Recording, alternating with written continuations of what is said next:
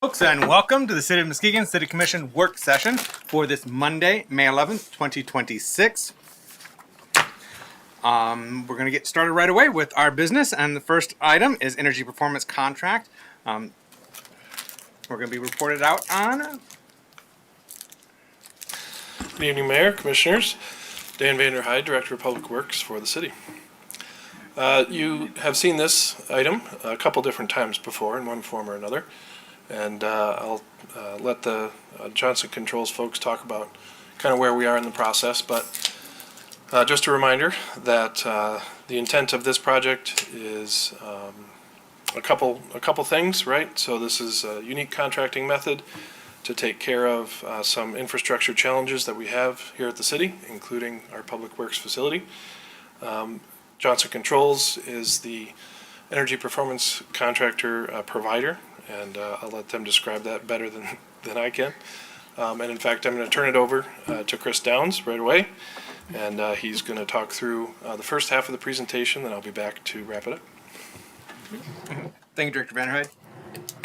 Good evening and welcome. Good evening. Chris Downs, I'm a business development leader with Johnson Controls. Thank you for having us here this evening.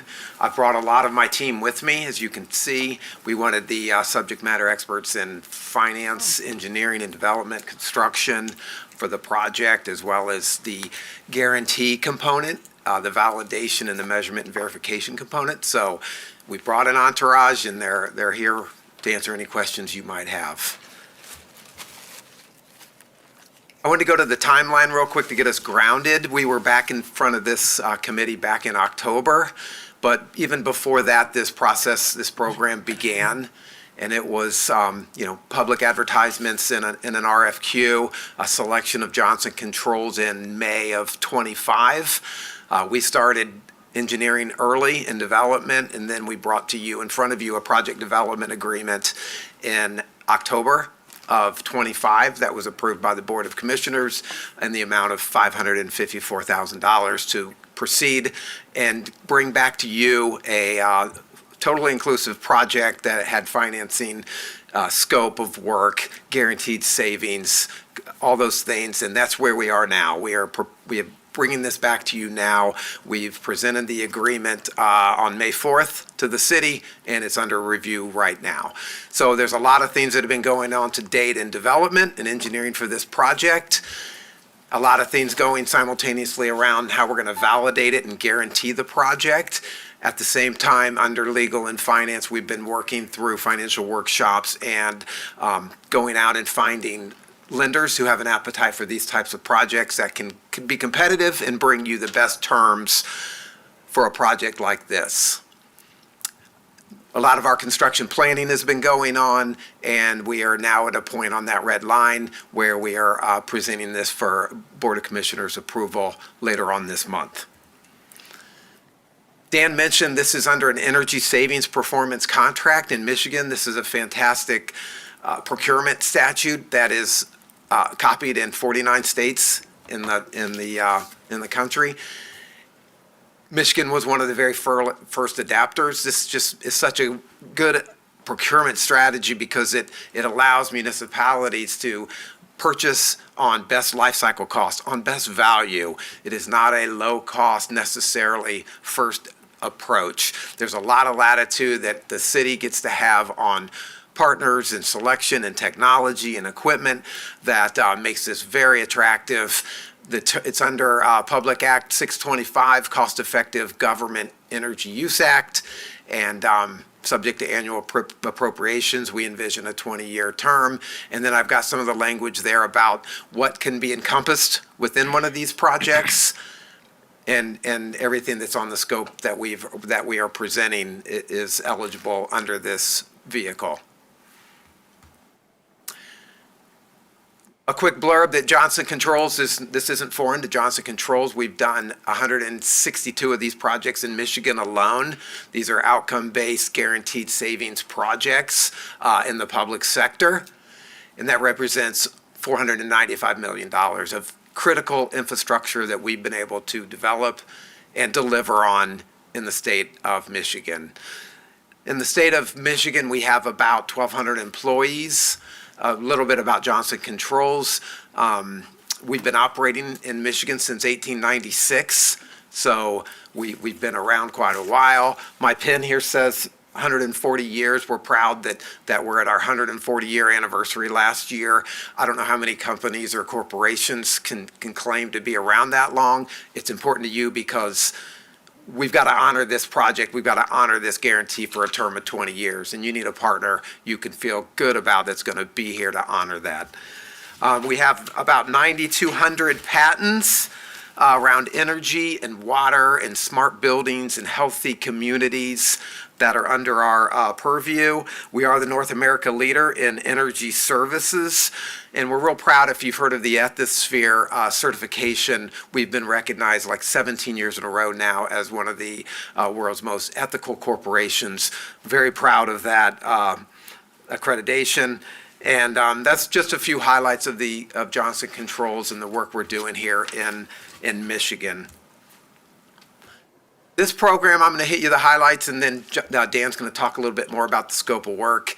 It is $42 million of really representing a whole bunch of projects that we've rolled into this program.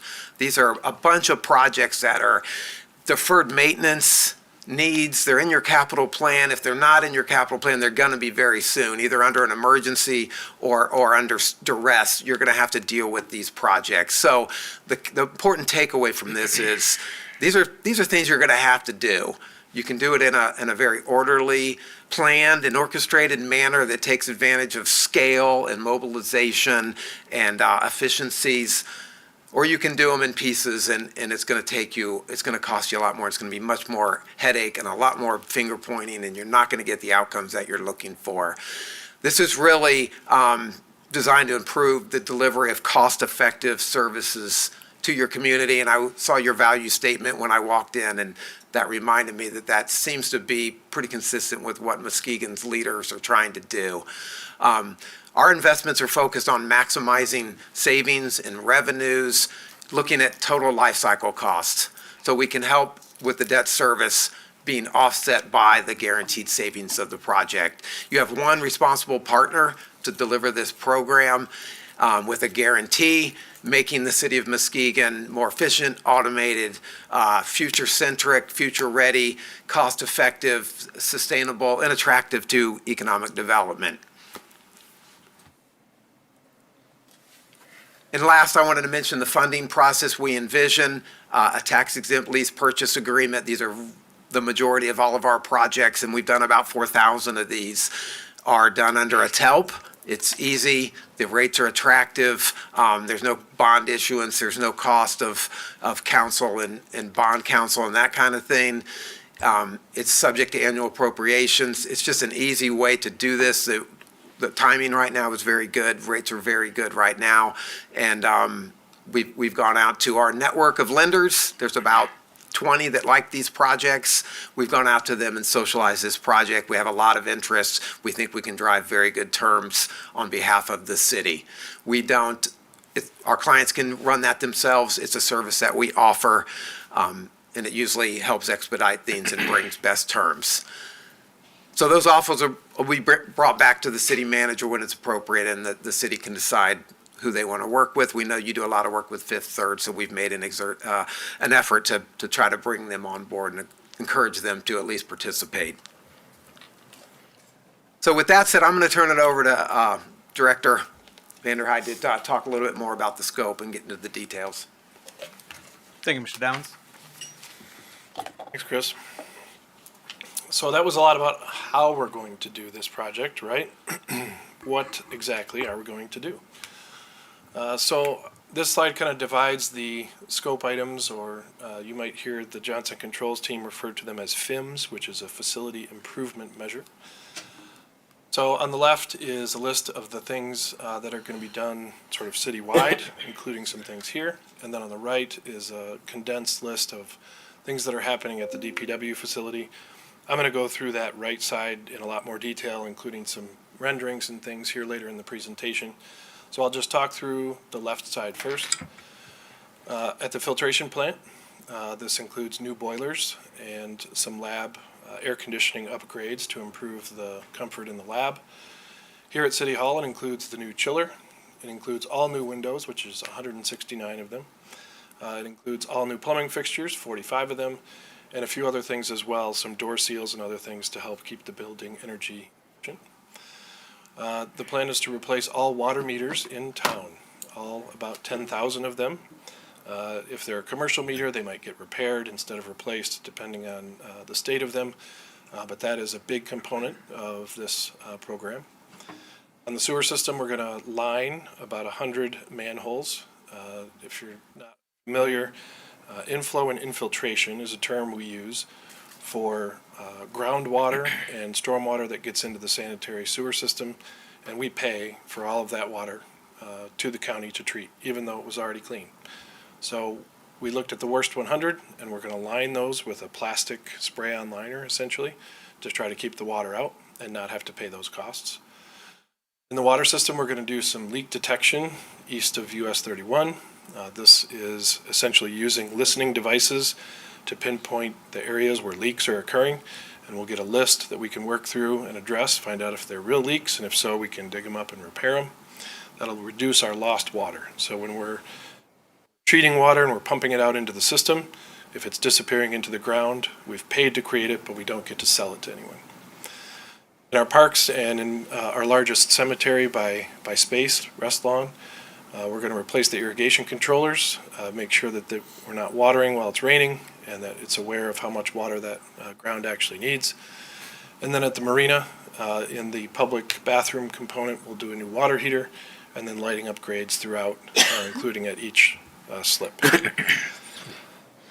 So a little bit more about the water meters before we move on to the Public Works facility. As I said, about 10,000 meters will be replaced or repaired.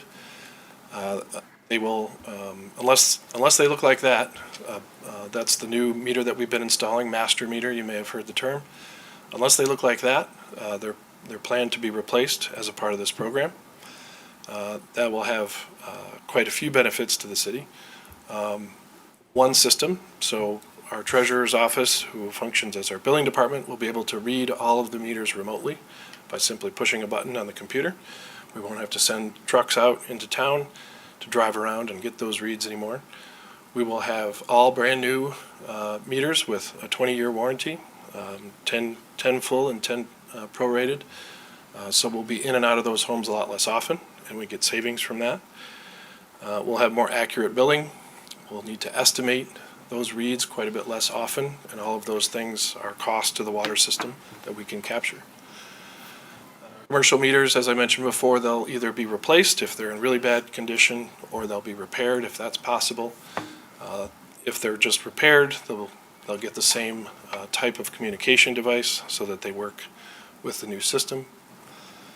And one of the big benefits to the customers will be an online portal with real-time usage, usage history, leak alarms.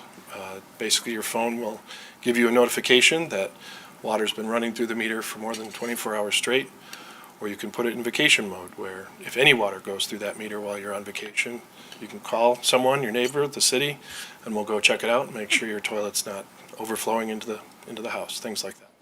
So really some modern upgrades and things that will really help both the city water system and the customers.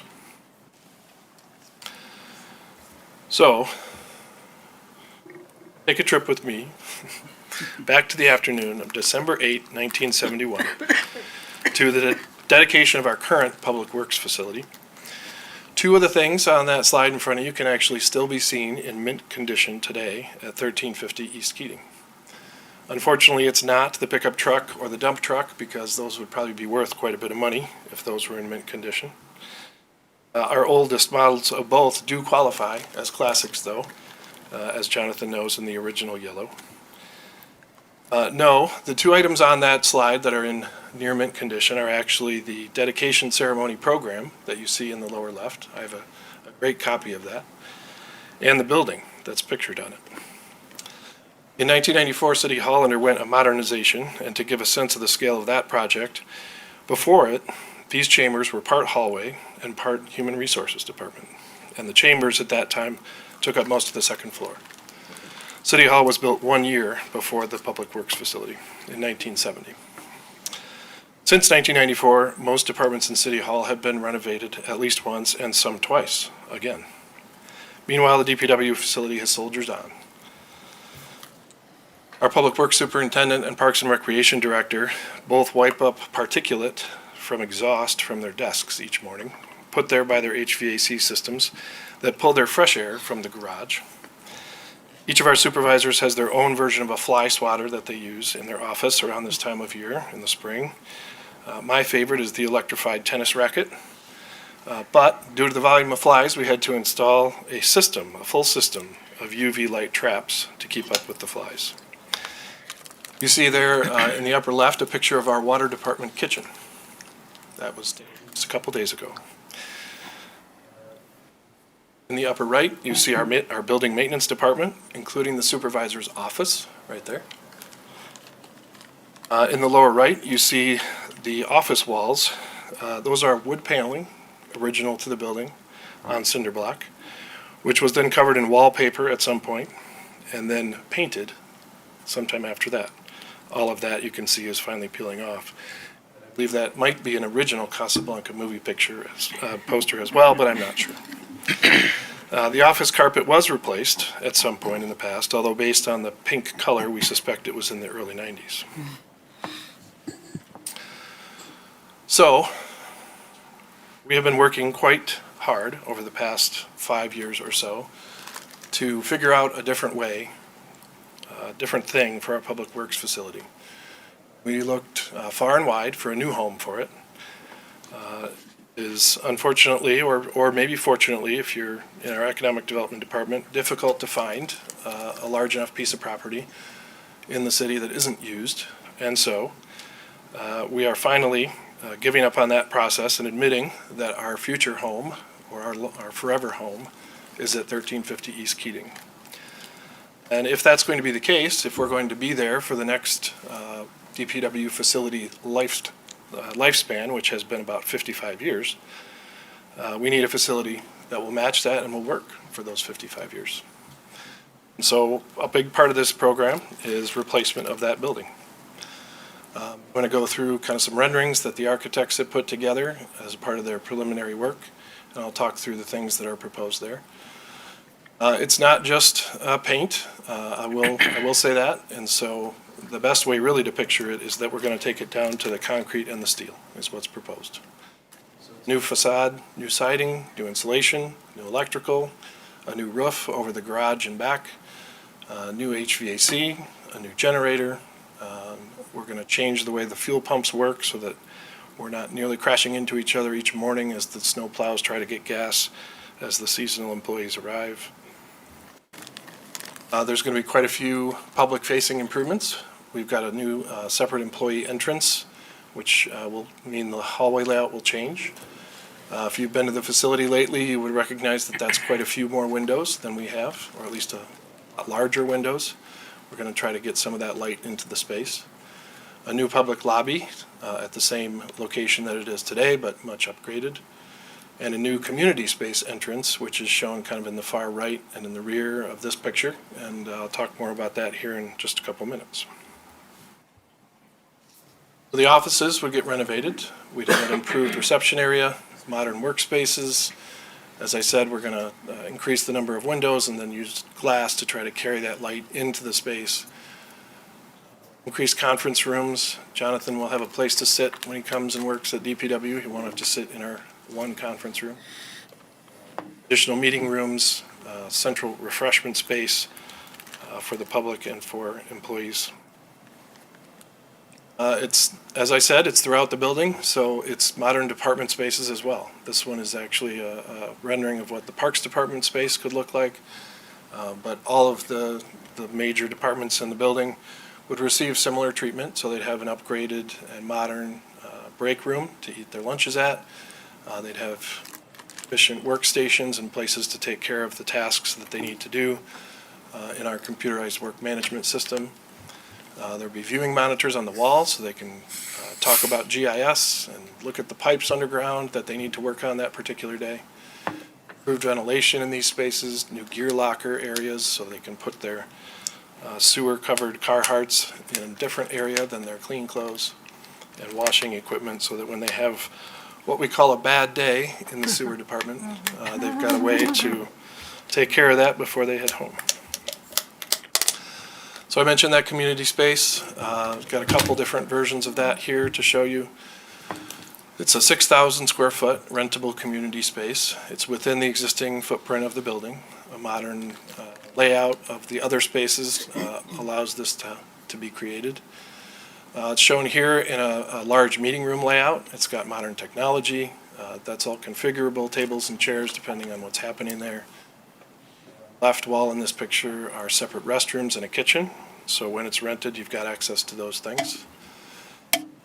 This is a view of some recreation programming. We've got an exercise class on one side. We've got some dividers and then some child care or child activities that are going on the other side.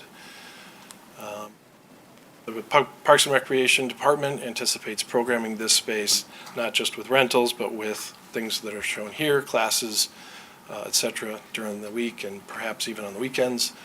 And to set that up, we've got a reception area with that separate public entrance. We've got portable recreation equipment included, durable flooring, elevated ceilings, so there's no worry of hitting the ceiling tiles and things like that. So that was a lot. And with a lot, as Chris alluded to before, comes a relatively big number. So let's talk through that a little bit. So the total program, as Chris mentioned, is about $43 and change million. A large portion of that is at the DPW facility.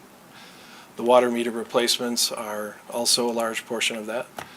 And then the other components are things happening here at City Hall, at the filtration plant, cemetery and parks. One of the core tenets of the energy performance contract model is that you're able to identify and capture savings that are associated with the improvements that we're making. So on the right side, you see there total savings of about $19.5 million. Those are from things like when we replace the chiller here at City Hall, it will use significantly less electricity. And using this energy performance contract method, we're able to capture those electricity savings and use them to help defray the cost of that improvement. Same is true at the DPW facility, right? Reduced electric, reduced water, reduced gas. Avoided maintenance and repair and operational costs are also able to be captured. This isn't actually included in the number, but as I mentioned, we're converting some underused space at the DPW to a community asset as well. So Chris mentioned the tax exempt lease purchase, or the TELP. It's effectively a loan with a bank, and see there the annual payment. And then in the center there of the bar, kind of in the middle of the slide, that number is that annual payment net of average annual savings. So pay the bank, and with Johnson Controls' help, we identify all of the ways that that payment has helped us save money in that year, and that helps us defray those costs. If those savings, if that $19.5 million worth of savings doesn't appear, Johnson Controls guarantees that it will, and they'll cut us a check to make the difference. But based on my experience with them, I don't think that will happen. They're pretty good at their job. These are really big numbers, right? So I put that budget context there on the right side of the bar.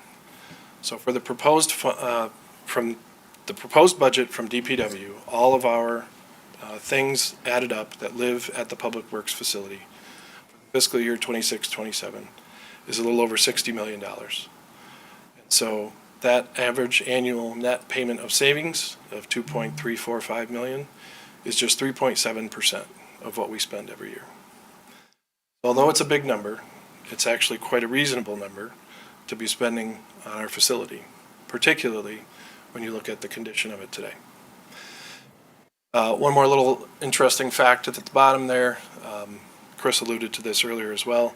If we were to not do all of these things at once, if we were to say, replace the chiller this year and the windows in a few years here at City Hall, and replace a bunch more furnaces at DPW, and do the floors and do the walls and buy new furniture, and we were to do all of those things spread out over that same 20-year period, they estimate that it would cost a little over $20 million more to do it that way than to take advantage of this energy performance contract method and the economies of scale of doing it all in one project.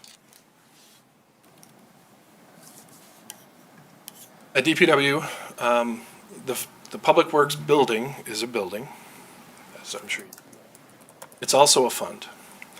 So because the Public Works building serves a bunch of different departments, water department, sewer department, highway department, equipment department, parks department, all of those different departments pay rent to the fund, the accounting thing that pays for the building.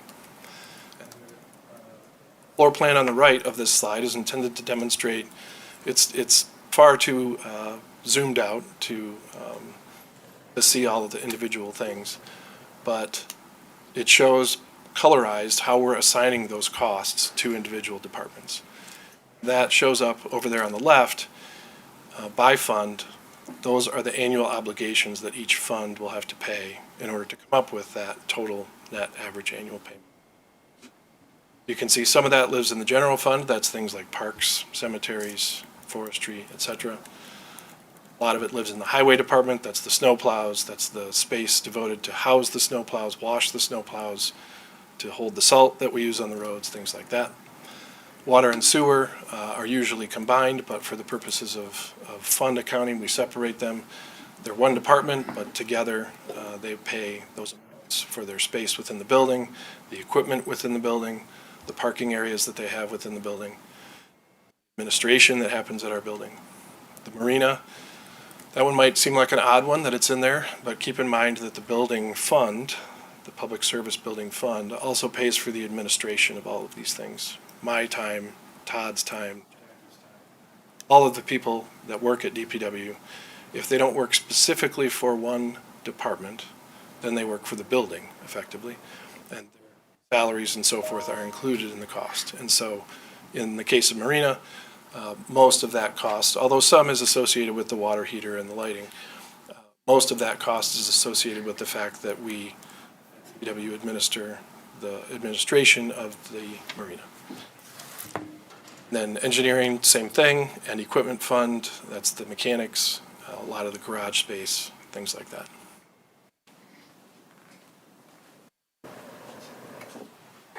So just kind of as we're coming to a close here, I know we've thrown big numbers at you and talked about fancy contracting methods, but the community is getting lots of benefit from this project.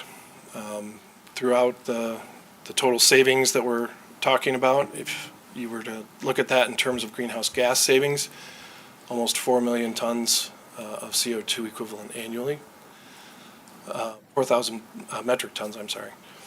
6,000 square foot community space, rental available for voting, for recreation programming, for rentals.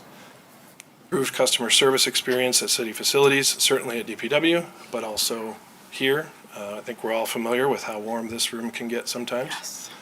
And we're talking about fixing that. For city departments, right, for public works and even some others, modern, productive, safe work environment. We're removing all of the things that were put in 1971 that shouldn't be there anymore. The asbestos, things like that, right?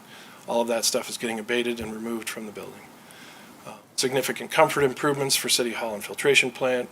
And then again, $20 million in savings compared to doing all of this work piecemeal over the next 20 years. Then just again, with the water, that customer portal, we'll be able to point customers to, they can see their individual usage, they can run a load of laundry and see how much water goes through that meter. Leak alarms help them to avoid unnecessary expenses, more accurate billing, reduction in estimated meter reads, and new meters, which is a benefit to them and us. So we don't have to go in the home, we don't have to drive to their home to read it or to fix it. It's pretty much guaranteed to exist in its current state for 20 years. And if not, Johnson Controls has some obligations to make that right for us under this contract. So we're going to open it up for questions and discussion. Free to read that little story there. That comes from the brand story that was put together when we switched logos. But welcome your questions. it'll be kind of a dance between me and Johnson Controls. Excellent. Thank you, Director Van Hyde. A lot of good information and great opportunities there. So, Commissioner, we're going to open up to questions. Commissioner Kilgo. Thank you. Good evening, Director. Thank you for putting the presentation together. It was very informative, and thank you, Johnson Controls, for your work on this project. A couple of questions. So I have been to your building, and it is definitely, nobody can walk in there and say it's not in dire need of some updating, you know. And your crew and everyone who works in and out of the DPW building has to go in there every day. So I definitely would love to see some modern updates somewhere that they could go to work every day and feel comfortable and want to do their jobs. With the costs, is because that building is also 55 years old. How old is that building? 55. That one is also. So when I came in here today with our lovely street upgrade that we're having, I came a different way to work. And I walked in this side and you see that 1970 on the building. I'm like, wow, this building's like 55, 56 years old. That's pretty cool. Are they doing asbestos and lead abatement when they do that building at DPW? Is that calculated into the costs of everything? Yes, at DPW, everything that's asbestos would be abated as a part of the project. Yep. Okay, awesome. And then, because this building is also 55 years old, other than the chiller and windows, do we see other major items that should be on this list, or those are the two that just got chosen because they're more important right now? So, in terms of abatement, since that's how we got here, much of that would have been done in 1994 here when this building was taken down almost to concrete and steel. As a part of the process that we got to here with Johnson Controls, is we did do asbestos testing in all city facilities that are old enough to have had it installed. And we have a report for City Hall. Very little was found. Any that was associated with the work that we're doing, chiller, windows, etc., would be abated. The other areas that were found were very minimal. As for why those things were chosen to be included, mostly because of the potential to generate savings, which is one of the key components of the energy performance contract. So the roof here needs to be done as well, but we don't gain any savings from doing the roof. That's just a cost, so we elected not to put it into the contract. Okay. And the big number was 43 million. If we do agree, hey, this is a great plan, let's just do it this way because we'd be saving almost $20 million, that breaks down over 20 years, the payments on that, or it just depends on the financing partner that comes in and gives us the loans? I'll give you the highlights, and if you have specific questions, we've got a specialist here for that from JCI, but the city really is in control of how the financing works. It's financing directly between the city and the lender. Johnson Controls is not between us in that fashion. They're effectively acting as our consultant, offering to put that RFP together for us. We control what those terms are. They've told us these are very common terms for this kind of contract, and talking with the manager, they fit well into future budgets and things. So we did go, the RFP does include a 20-year term, and then the individual rates and things, would be negotiated with the lender. Okay. And then my last question for now is,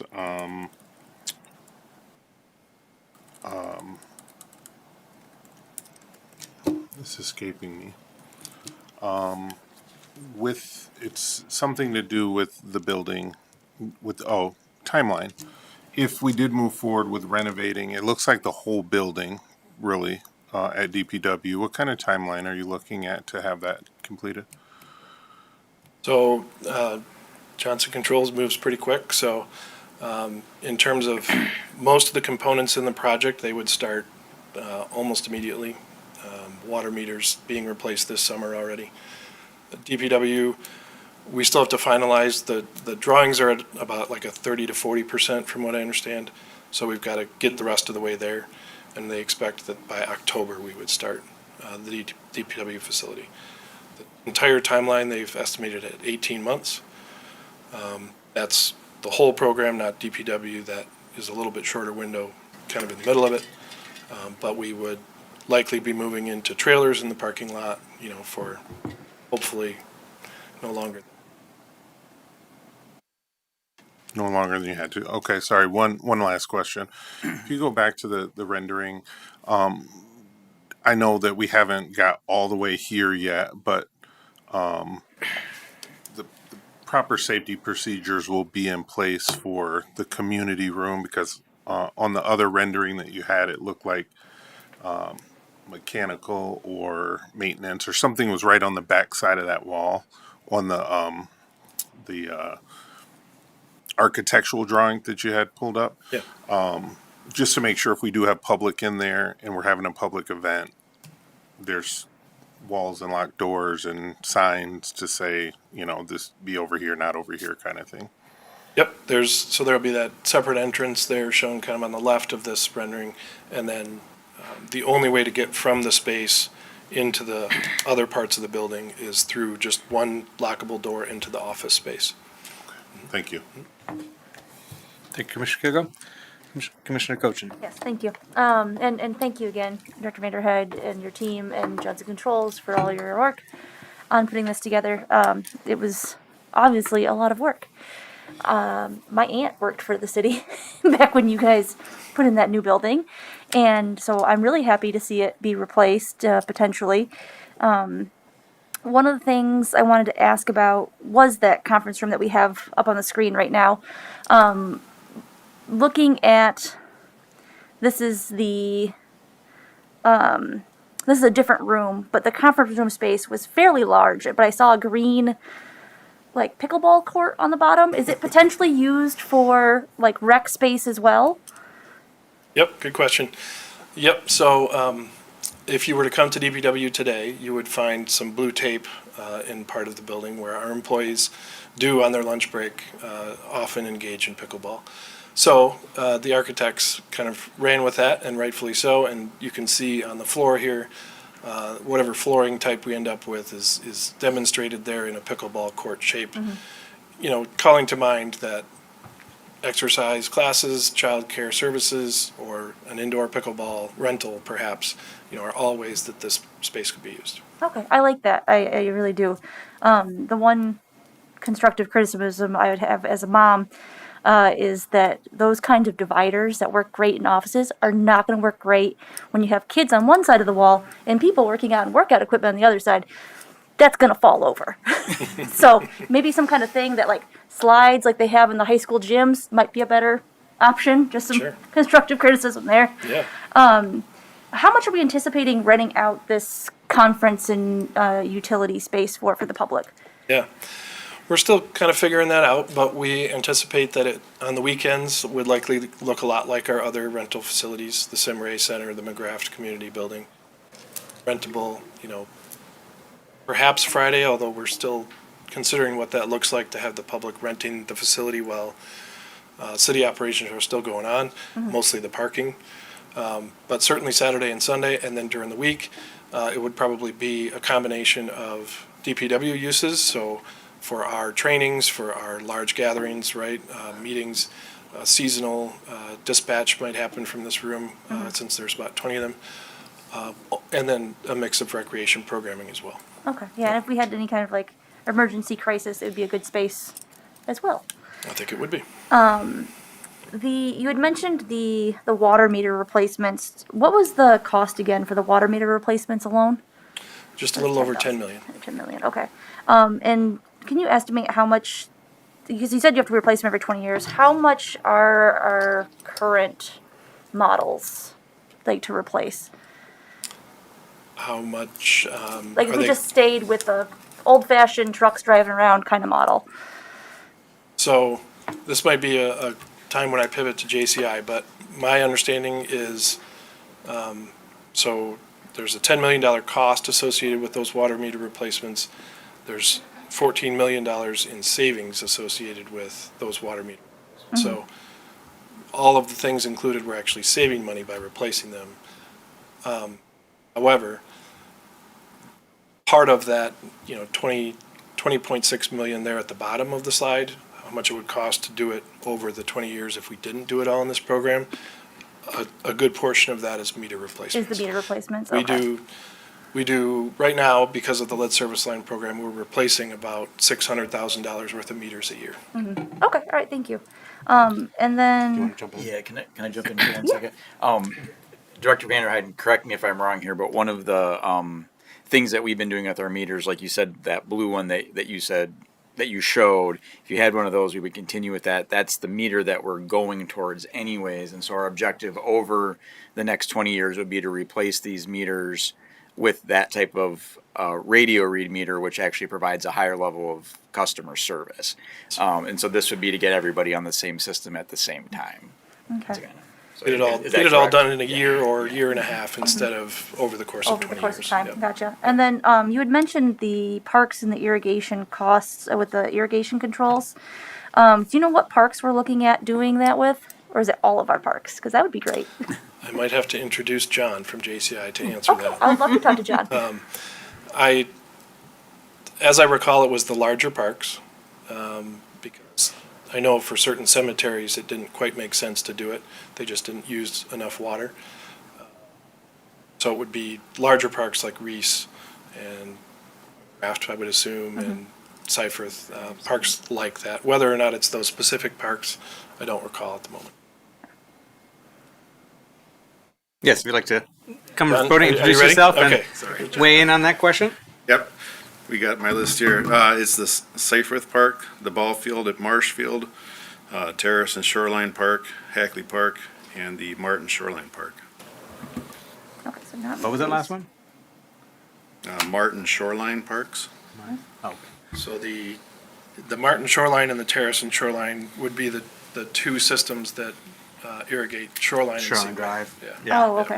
That's a very welcomed improvement with that replacement and sensors and monitoring. It's amazing how much criticism we get about you're watering while it's raining, or how many questions we get about that. Oh, yeah. yes, yeah, the Yeah. watering systems. I see, okay, Yeah. gotcha. That's all the questions I have at this Yeah, moment. thank you, Commissioner Goshen. Commissioners, any other questions? Commissioner German. Yes, thank you, Mayor. Thank you, Director Vanderhyde, and to Johnson Control for this presentation. He said replacing those water meters. I think last time you were here, I kind of spoke out and how my water meter was kind of saving me money. Come to find out, there was a defect. So city manager contacted me. And now I'm spending more money, So, hey, I'm gonna just kind of keep it to the minimum now. But anyway, I heard the word guaranteed quite a bit. And work that Johnson Controls provides, they guarantee their work, the years of service, the history about the company or organization. As for the dollars amount and the funding of this project, where's this coming from? What budget? Yeah. Scroll through here. So those are the budgets that those costs will come from, and they all add up to that 2.345 million at the top. Those numbers underneath it are how it's distributed to the different budgets. So the top line is the general fund budget. That's the one you guys pay the most attention to. It's the one funded by property taxes, income tax, etc. Highway fund budget is the one funded by gas taxes. We get that money from the state and the federal government. Sewer and water funds are funded by the rates and charges that those systems charge. The marina is funded by the slip fees that folks pay to have their boat at the marina, as well as the launch ramp fees that we get. Engineering actually gets paid effectively by some of those other funds on a project basis. So if highway has a road that needs to be rebuilt, they pay the engineering group to do that.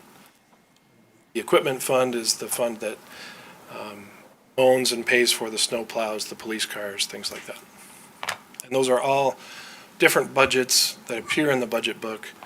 Most of them are in the like special funds and enterprise section, behind the general fund, which is the one that's up front and gets the most attention paid to it. Okay. And the rest of the funding would come from from where? Loan or from the bank? Yeah, yep. Yeah. So the financing would be through a bank, and then that 2.345, that's the annual payment to the bank that we would have to make, and then those funds listed there would contribute those amounts to that payment to the bank. Okay. Has there been any consideration for grants or anything like that? Have the city looked at grants, opportunities? Yeah. Unfortunately for DPW buildings and water meters and the things that we're doing here, there really aren't good grant sources. There are good grant sources for, water main replacements and road replacements and things like that, but these, the things that go to support those projects are much harder to get grants for. Okay, looking at risk allocations and responsibility during this renovation, who would be responsible for equipment and performance and maintenance during the repairs during the contract period? Like if something happens, who's going to be responsible for that? Sure. So it would be mostly the city if any repairs did happen. However, if any of those repairs or problems that cropped up were part of something that Johnson Controls had guaranteed, then they would be obligated to come back and fix it. So I'll give you an example on a water meter. So let's say we put in a whole bunch of water meters. One of them has a bad battery that goes bad 5 years into the contract. Johnson Controls comes in, they work with Master Meter, the company that made the meter, and they either replace the meter or they fix the meter, and they're obligated to do that at no cost to us as a part of the contract.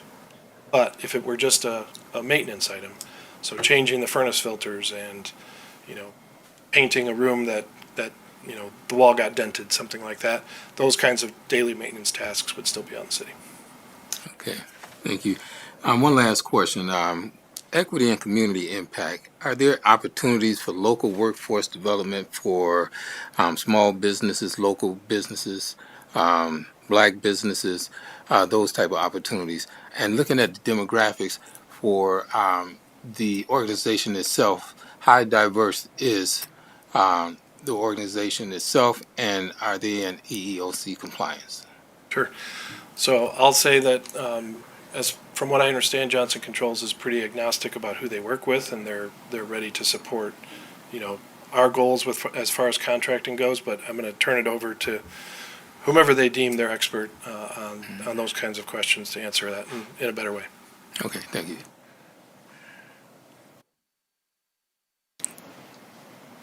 Hello, everyone. Brad Estat, Johnson Controls Area General Manager here in the Midwest. We haven't let any subcontracts yet, other than a lot of the design work that we've done.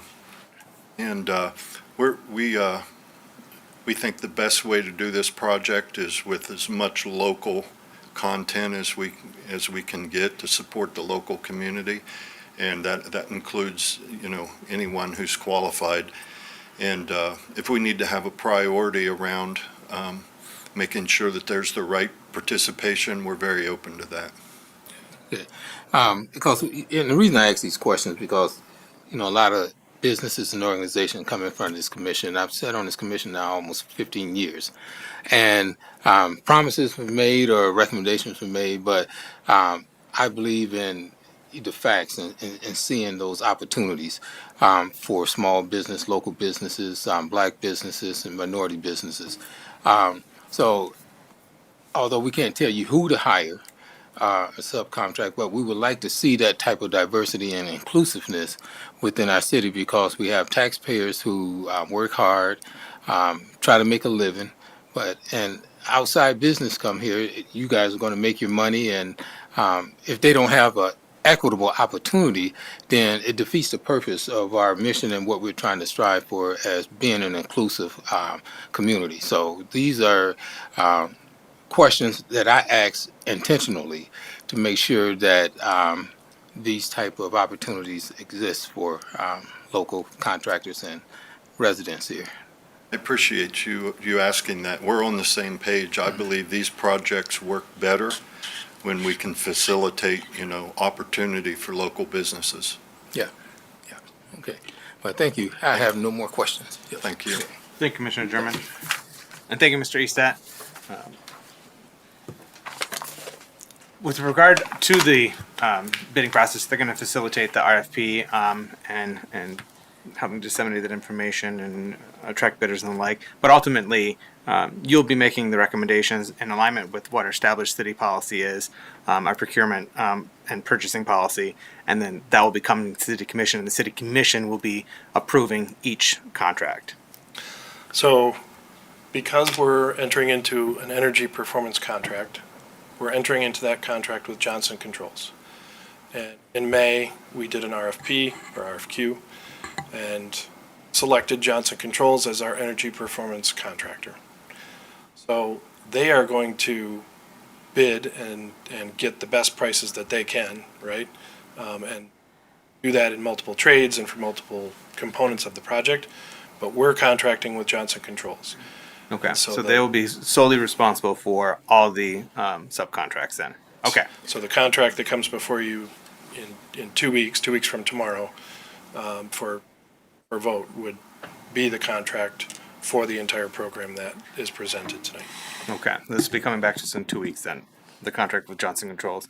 And then we're going to wonder, kind of in the same vein as Commissioner German, I wonder how we might be able to utilize this to partner with our local school district, particularly Muskegon Public Schools, their Innovation Academies of Muskegon, as well as Muskegon Community Education Center, and the program that they have there, which really trying to get more of our youth and our students with practical knowledge, practical experience, and so I'm just hopefully we might be able to incorporate that into this project in some way. And of course, we'd love, and I'm happy to hear that you also support local content and local contractors. We would very much like to see, the greatest extent possible, local contractors on this job. Urge them to do the homework on that. Yes. Mayor, getting back to your point about incorporating it in the curriculum in the schools, we have a fantastic program called Pathways, where we work with high schools through their vocational programs, and we set up labs in the high schools. We teach them HVAC trades, chillers, these control systems that are very state-of-the-art and very, very sophisticated. We help them get jobs, and there's like 400,000 of these that the market needs that we're going to be short very soon on these skilled trades. So we have a vested interest in pursuing that. That's something I think we ought to talk about a little bit more. We've done it in Philadelphia, Illinois, Baltimore. We've done it in some smaller cities in Illinois, so I know it's an option. So let's keep that on the table for discussion. Thank you. No, I appreciate that, Mr. Downs. I would also, before I go to Commissioner St. Clair, would also just recognize that, yeah, it is sensible that, you would be having control of the subcontracting, particularly because you're providing the guarantees. So if it's not performing and we're not realizing those savings, you're going to be on the hook for paying that shortfall. And so it is sensible that you would want to have that level of control over your contractors to ensure conformance with expectations. All right, Commissioner St. Clair. Thank you. I'm wondering if you can talk some about the anticipated environmental impact of this project. Sure. So, let me find the right slide here. So, John from JCI can probably answer all of the numbers questions. But I can say that the way the energy performance contract is structured, it's to our benefit and to Johnson Controls' benefit to find all of those savings that can be found. Those savings are environmental impact reductions, right? New equipment uses less electricity, which requires less, and it sounds like they've got a better answer than I do. So I'll step aside and let Chris answer this one too. But I think, the top line of this slide, that 3,900 metric tons of CO2, it demonstrates that, there are going to be real and measurable reductions in our energy use in our facilities.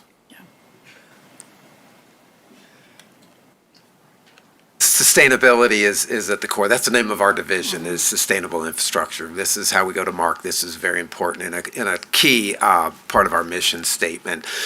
This project will impact the environment in a whole bunch of ways. The 3,800 metric tons is just the energy that you won't be using that doesn't have to be produced through fossil fuels here in Michigan. That's the equivalent of about 900 passenger vehicles that are coming off the road. So that by itself. Then you look at the water that we're going to save, like the leak detection is going to save you finished water that's being lost into the ground, that's being pumped and treated and stored with a lot of energy. That's going to go down significantly. We're not rolling trucks for meter reads, for rereads, for troubleshooting. All that's coming out of the equation as well. And then these new chillers that are going in here in this building and the one that's going in at DPW are state-of-the-art refrigerants. And refrigerants are a really terrible contributor to global warming. The GWP rating on what you had in there was something like 1,200 times that of CO2. The new ones are like 8. So we're really excited that you asked that question. We're really excited about this project, that it can achieve these and have these measurable impacts on environmental stewardship. Thank you. That's And I want to just add a local anecdote to some of the upgrades that'll happen. The generator at DPW is a World War II Continental Motors generator. Wow. So Dan can probably give a little more, or a tank. I asked John actually to pull the label on that because I was going to tell that story. Oh. And it turns out that may have been exaggerated. Oh, okay. So unfortunately not. However, Okay. I encourage so you to old. come out and take a look Yeah. at it if you're interested, because it is quite a sight. It's a really old motor and a really old box, and I'm sure it's pretty terrible. So. And in our budget that we're going to talk about in a little bit, there is a generator at the the Lakeside Fire Station that's going to be replaced. That is 50 years old. So we've got a lot of old generators that we're going to be reinvesting in to make sure that they function the way that they should. Mm-hmm. So not as cool as I thought it was, but oh well. So Any additional questions, Commissioner St. Clair? I got one more question over here. Before I go to Okay. follow up, Commissioner Jackson, do you have anything to ask at this time? No. No, thank you. Commissioner German. Yeah, Director Van Hyde, all this work and investment we're looking at doing, how would data be shared? Will it be a performance data shared, like dashboard, annual reports, or what, so the public would know how all of this is working? We have proprietary technology called OpenBlue Enterprise Manager, and it's a dashboard. Mm-hmm. And it ties into the meters in the buildings that we touch. It ties directly in. You can actually pay all your utility bills with just a touch of a button, because all those meters are tied in. So we're constantly monitoring how we're performing, what the footprint of the building is, and then you can do scenario modelings. What if I do this? What if I insulate and put in high R value windows? You can do all that with that as well. It'll circulate and write a sustainability report. And on that note, I don't know if we've mentioned it or not, but we anticipate Energy Star certification for the DPW building, because it's been designed with high efficiency lighting and HVAC and controls, et cetera, et cetera.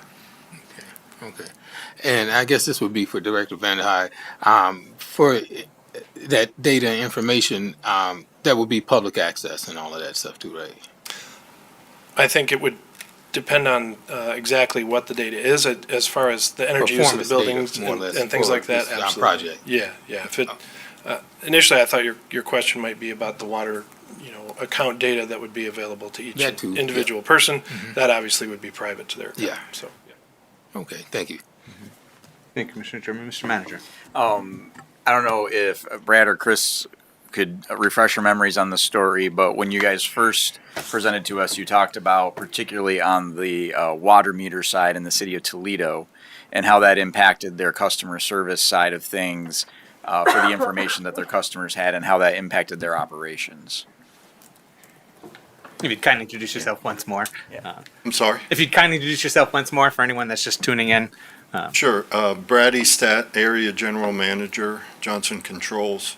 Yeah, we did a significant project with the city of Toledo with, much like yours, a water meter, wholesale water meter replacement, residential and commercial, with a AMI network, which eliminated the need for the manual reads and the drive-by reads. And what the city of Toledo had shared with me is obviously a larger group of meters there. They had 120,000, but to manage customer service, they required a small call center. And the measurement they used was the fact that about halfway through the project, halfway through all the meters being replaced, they didn't need the call center anymore.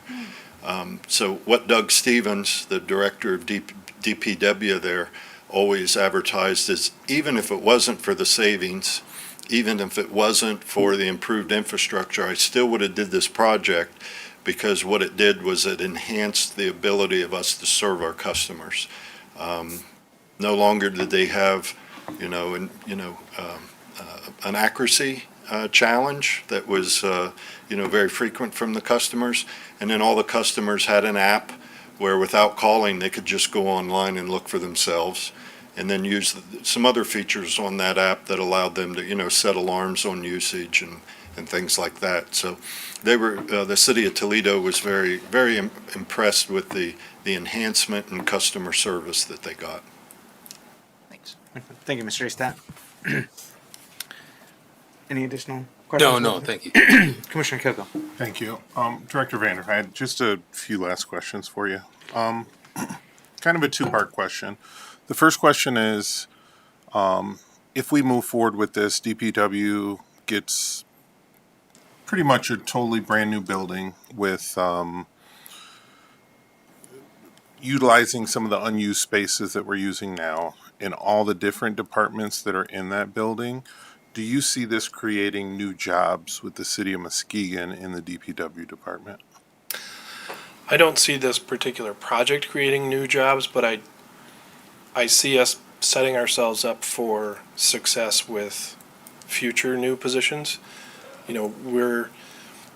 The office that we have now is far too small. We have, people shoved in corners, literally. Our admin assistant, we created a little corner for her to live in because we had nowhere else for her desk to go. So this will help us be successful when we do add those positions in the future.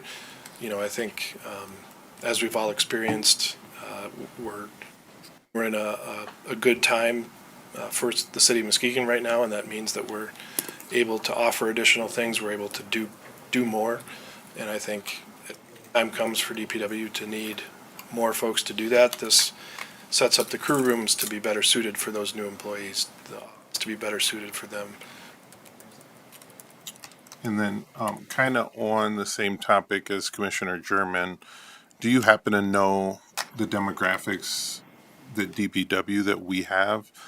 I ask because I've seen some younger folks with some of our events that we have downtown. They're driving a DPW truck, or they have their gear on, and it was good to see some young new blood, because I know some of our DPW guys, hey, I've been there 25 years, time for me to sit down, go fishing, kind of thing.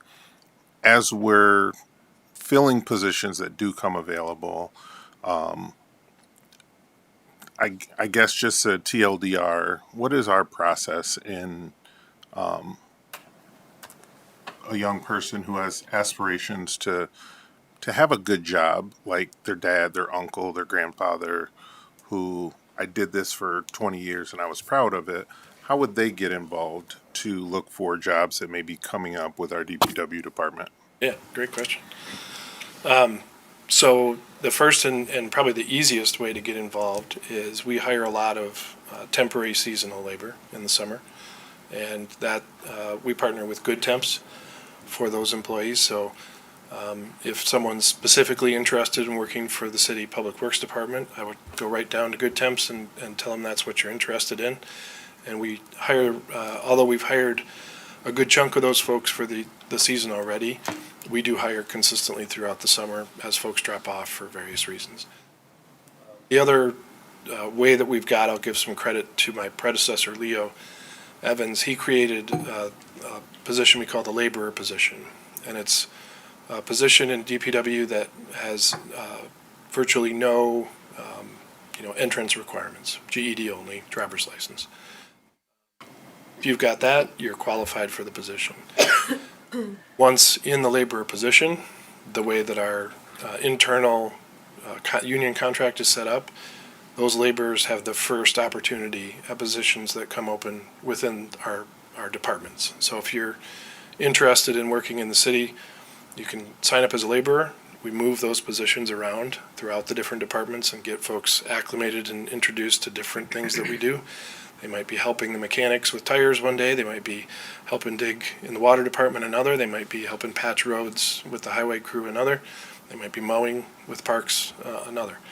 And when those positions become available, they can say, hey, I really liked that mowing. I'm going to apply for that job. And the way that it's structured, they have the first opportunity at it before we go look at outside candidates.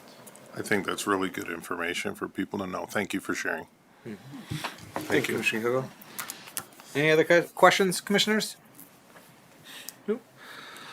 All right, so a lot of good information, particularly with regard to the efficiencies are going to be operational efficiencies, the reduced carbon output, the cost savings, and those operational and cost savings could create opportunities for us to hire more and fill out our staff more down the road. Has there been consideration to incorporating alternative or renewable energy generation as part of this project? Is there an opportunity to include that in this project? So I asked specifically if that was something that would fit within this. The answer I got was that the numbers don't work under the current tax structure, but somebody from Johnson Controls can probably answer that question a lot better than I can.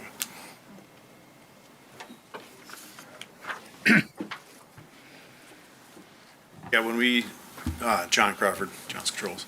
Crawford, you said? Crawford, correct. Thank you. Yeah, when that discussion came up, there's a lot of changes going on in how federal tax credits and all that stuff would apply. And the numbers just weren't panning out to make sense financially. So we didn't pursue that anymore. We were trying to find projects that had significant financial impact to the. Okay. This may be a question for you. Oh, you have something? I was just going to say, so the way we ended that discussion was, although it doesn't fit necessarily under the energy performance contract model because there's no savings to capture. It's just cost under the current tax structure. So it's not to say something that couldn't be looked at for the Public Works facility or any other city facility. It just, under the current tax structure, there's no savings to capture, and therefore the energy performance contract wasn't the right way to go about it, I guess. Okay. So when you say there's no savings to be captured, is the thought that the current cost to install, let's say solar energy, for example, the cost to install the solar energy panels and the anticipated lifetime of those panels, even though we'd be generating our energy, wouldn't have to be buying it from the grid, that the upfront cost to install and then maintain it is going to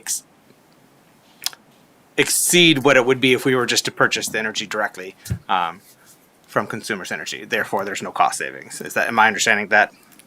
That's my understanding as well. Okay. Okay. Yes. So kind of just an anecdote for that discussion.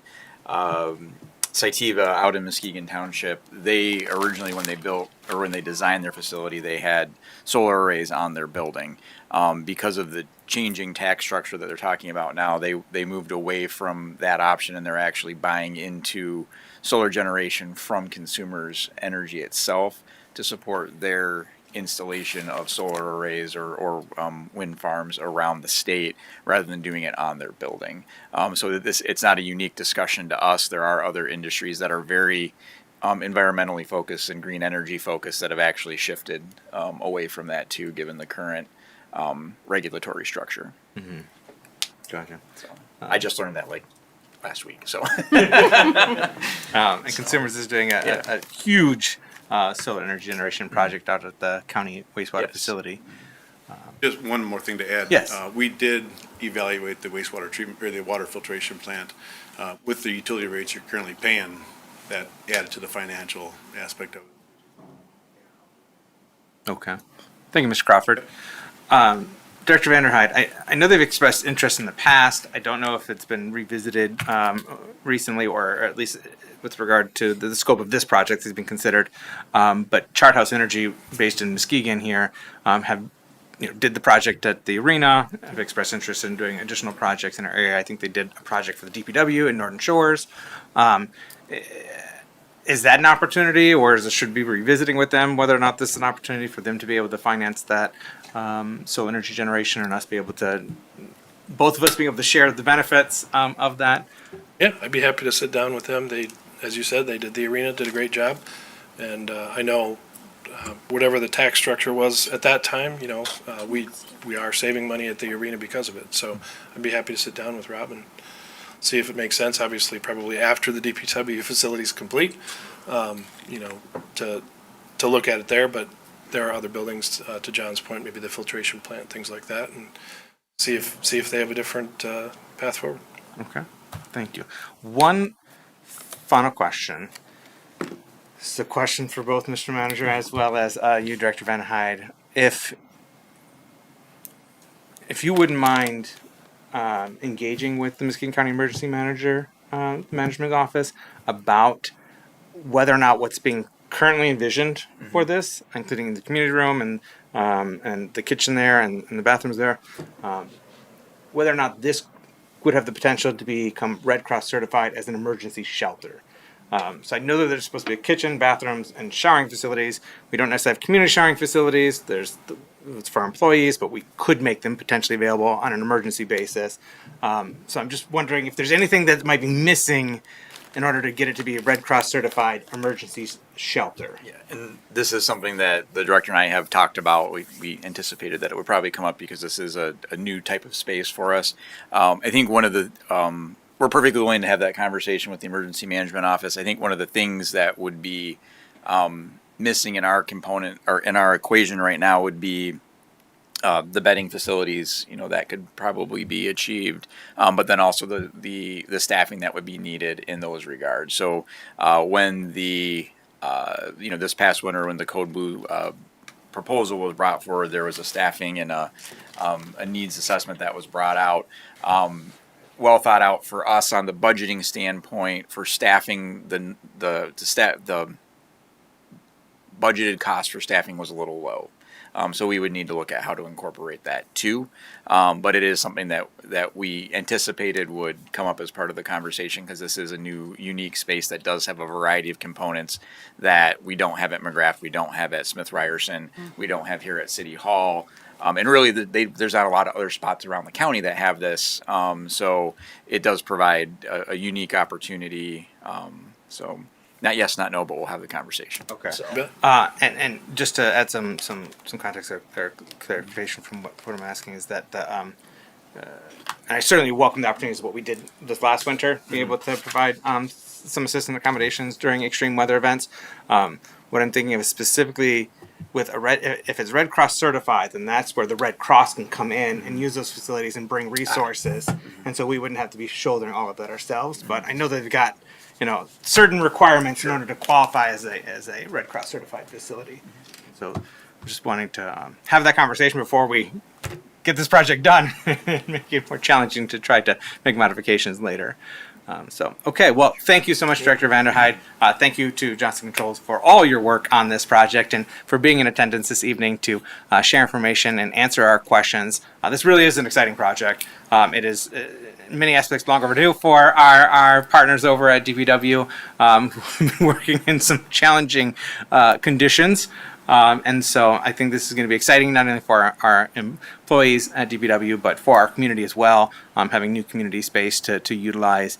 Our organization be able to reduce costs, have those operational efficiencies, while being able to reduce that carbon output to align and further our strategic goal of becoming carbon neutral.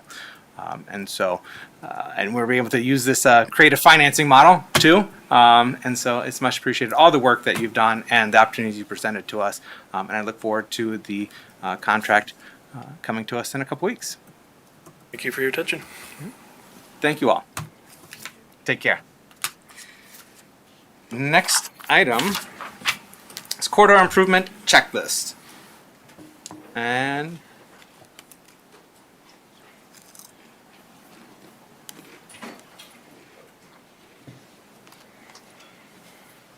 give it just a moment.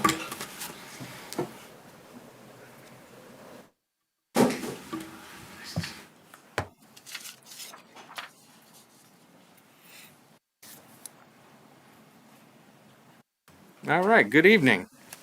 Good evening, Mike Franzak, the Planning Director. I would like to share with you tonight something we've come up with in the Development Services Department. It's our Corridor Improvement Checklist. And this is really a tool that we're going to be using to kind of expedite the corridor improvement plan process. We've conducted corridor improvement plans throughout different corridors, most recently Apple Avenue and Pine Street, but Getty Street, Lakeside over the years. But one thing we're noticing is they kind of all recommend a lot of the same things. Wider sidewalks, street amenities, slowing down traffic, things like that. So instead of waiting several years for funding to become available for a specific corridor plan, what we can do is visit these different business areas and kind of assess where they are at and where they want to be, and some things that we can do to get the ball rolling. So the first page just goes over what exactly the document is, explains what a business corridor is. It's a street or area with a concentration of businesses that serve as an economic and social hub for the community. The goal of the document is to improve these business districts and help out the business is to help attain the type of environment they want to see. And we'll do this by handing out these surveys to individual businesses and recommend that they fill these out either by themselves or as a group. If they have a business association already, that would be a great start to go over this at one of their monthly meetings. So once we receive that as staff, we'll have a meeting with them and have the input meeting. And then staff can come up with an action plan on how we can address these issues and see some improvements. And we also have Isabella Gonzalez here. She'll be coming up at the end to talk a little bit how we will roll this out. We just wanted to present this to you tonight to show you what's going on in the business community, and we'll also be ordering some folders to put this into a nice packet to give to the businesses. So we wanted to present this to you before we do that. So if you turn the page, you can see all these different checklists that are in here. The first one is an active business association. What you're trying to do is check the box for every single item on here to have a strong business corridor. And one of the most important things that we see is having an active business association. Engaged businesses tend to succeed. It's a way to form partnerships. Oftentimes you'll see really engaged business associations do sidewalk sales or partner on holiday ideas and celebrations like that. The Lakeside Business Association has always done a very good job about that. So we'd like to really see a lot of these business areas we're noticing a lot of them have some cohesiveness and some synergy, but they might not quite be there yet, and they haven't really discussed that with the rest of the businesses in the corridor. So what we can do is we can offer help in assisting articles of incorporation to make yourself a formal business association, and give you sample procedures and templates and structural and operational guidance.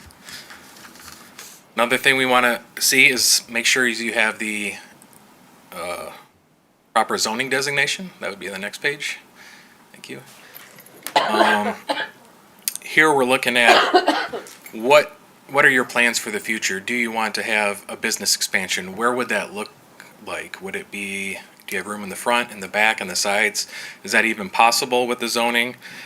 Is your use even allowed in the zoning, or are you grandfathered in? So in meeting with these business associations, we can kind of help figure out what their zoning may want to look like in terms for future development. One area that kind of popped in my mind just in preparing for today was the area on Peck Street south of Laketon, the Marshfield area, kind of the marijuana corridor-ish area. There's a lot of vacant buildings, but really nice structure for a walkable area. And if you look at the zoning, it's actually B4, which if there was any type of catastrophic event in this area, it'd be hard to build that back with the current zoning designation. So that's an area we probably are going to want to look at soon. This area does not have a lot of active businesses, so maybe that's something we'll take the lead on before we talk to them, but that's just a good example of meeting with businesses and kind of looking towards the future and what their zoning designation should be. The next one is supportive streets and sidewalks. So a lot of times we'll talk to business associations and they'll complain about speeding through the corridor. And a lot of times the suggestions are more police officers or cameras or things of that nature. But that's really not a feasible option for a long-term solution. A road diet may be the best solution. In some areas, it may not be, but it'd be good to meet with these businesses and talk about what they want to see. Are their sidewalks walkable? Are there enough areas for outdoor seating and things of that nature?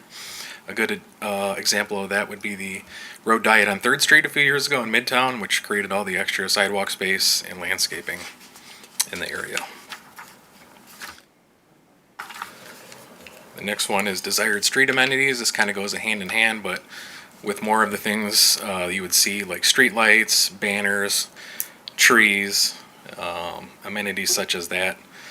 Another good example, 3rd Street is an example we gave, but I think another area probably we might want to see that next is Pine Street. We have a lot of active businesses on Pine Street, not quite as many street amenities though. So we're working with them on creating a business association. There's some momentum picking up with that. So hopefully that's something we can get done in the near future. Next one is functional parking. That's always a hot topic when meeting with business associations. But more parking isn't always the answer. Sometimes it is. Sometimes there's other solutions that we can find. So we want to work with the businesses and find the best solution to these. Sometimes it's timed parking, maybe adding a 2-hour parking if we need to create turnover. Sometimes just having a business association and meeting together, you can come up with shared parking agreements. That's usually the best thing you can do, is if you can work with businesses that might not have participation at that business at night, but the one next to it may. So there's potential for shared parking agreements, which we do see from time to time. And also changes to the on-street parking, just extra spaces. We have a parking committee and we meet once a month, and a lot of times we're going over where we can amend parking or squeeze some extra street parking in that still meet all the safety guidelines. And we worked with Lakeside last year on that. They had some new ideas for parking, and while we couldn't really address all of them, I think we were able to squeeze in an extra 6 to 8 spaces on the side streets just by doing that. So that's always a good option as well. The next box would be for well-maintained properties. And this really talks about, what is the, feel of your business district? Is there any blight? Or is there anything we can do to help beautify it? And in this section, we'll be talking more about, are there facade grants available?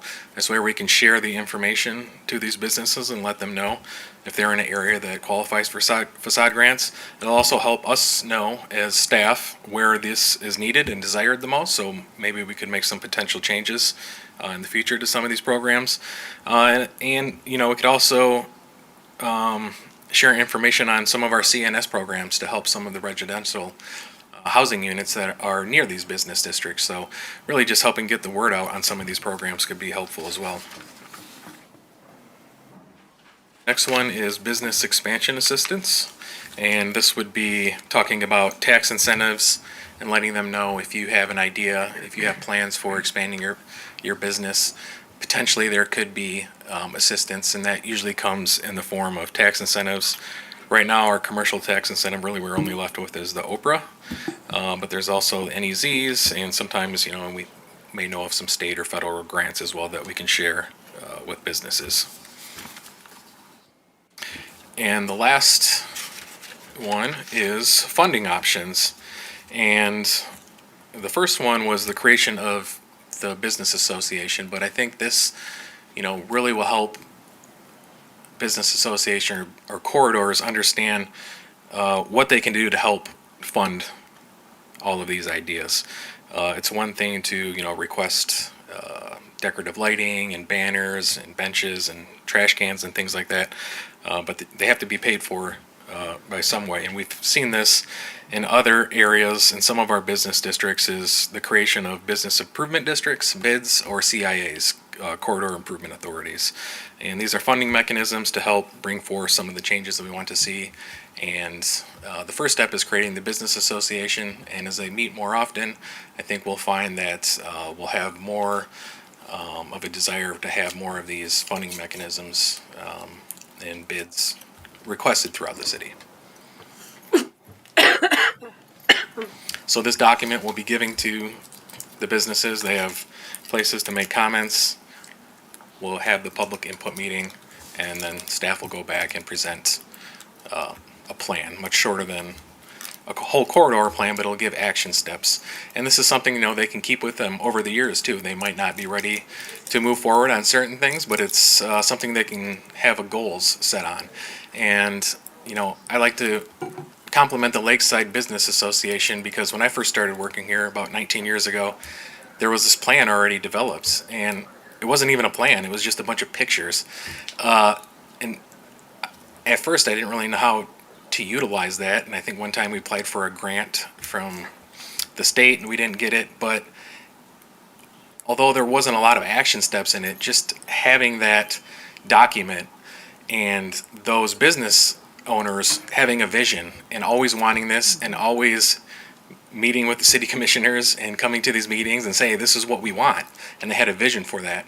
And, 20 years later, now they have an improved business corridor with improved street amenities and a street. So that's kind of the direction we would like to see with this document, is really to get some synergy going between the businesses and help build momentum for corridor improvements. Excellent. Thank you, Director Franzik. You want to take questions, or do we want to hear from We can talk to development Isabella analysts? first if you want to learn about the rollout. Well, okay. Then before we hear the rollout, do you have any questions from what Director Franzik presented that would be included in the folder in the packet that would be shared with businesses? Commissioner Kilgo. I do. Sorry about that. Thank you. No. We'll get to you in just a second. Commissioner Kilgo. I do, but I think it may be pertinent for us to hear it all together and hear what Analyst Gonzalez has to say. But I do have a few questions for Director Frantek. So however you'd like to do it is fine. If it's pertaining to the information that he just presented, let's get into that right now then. Director Frantek, other than the DDA, do you know how many business associations we have in the city? There's Lakeside. There's a quasi one on 3rd Street.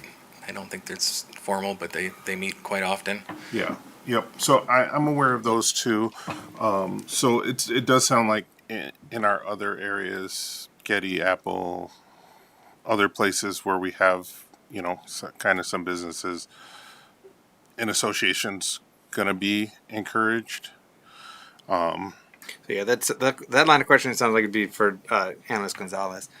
Is there content in the what was just presented that you had questions about? No, but Okay.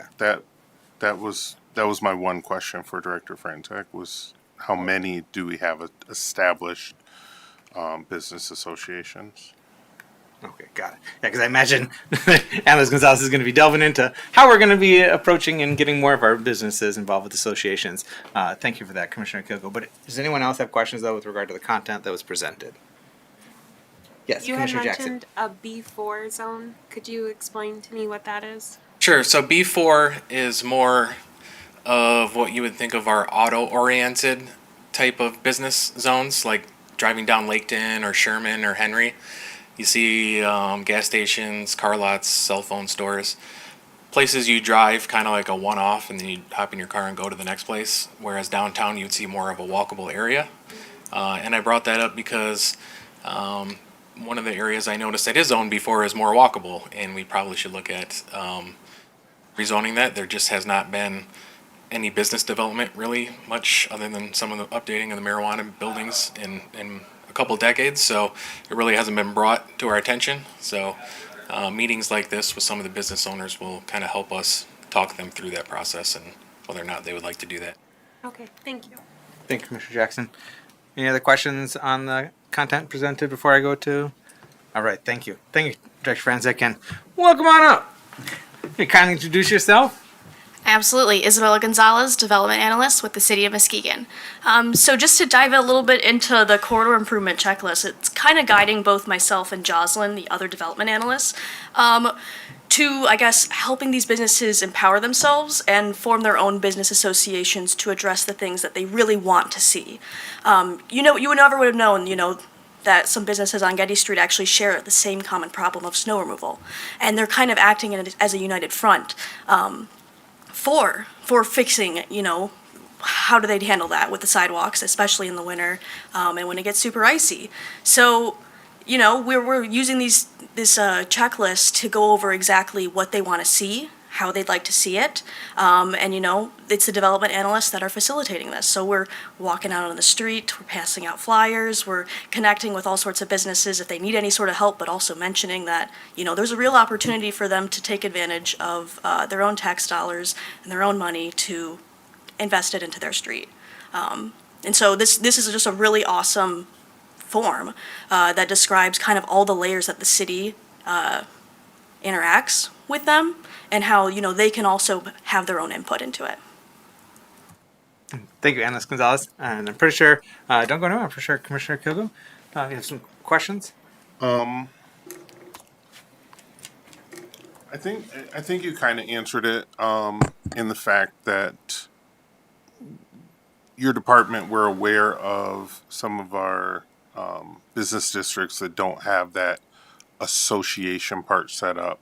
If we're handing this out like this packet and we can kind of encourage them to start talking with their neighbors, because it only takes a handful of them, like not everybody on the block necessarily has to join the association, but if it was, one coffee a month at 6 o'clock or something, we're encouraging them to get together to talk about some of the issues that they see and that they have in their neck of the woods, and how the city or themselves or having this association can solve it. Is that kind of like some of the things that we're talking about when we are visiting these businesses, along with handing them this package? Absolutely. That is exactly what it is. A lot of these businesses haven't really met their neighbors before, so it's kind of unique to get them all around the table, coming from, manufacturers to other automotive businesses. I mean, right now we're doing it a lot with Getty, and we've got some real momentum for them wanting to establish their own board. So right now they're asking their neighbors. They're actually going out and inviting their neighbors to come to our roundtables. And I'm really happy to see it that we can help facilitate that. Awesome.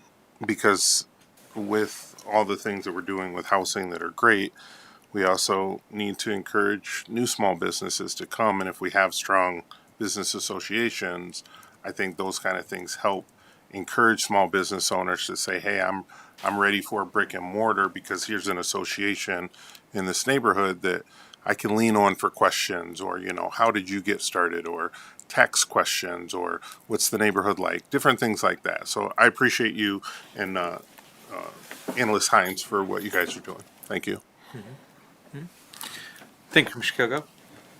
And great observations on the potential benefits with this association. Commissioner Cochin. Yes, thank you. You were mentioning all these different, types of businesses coming together to try to work together.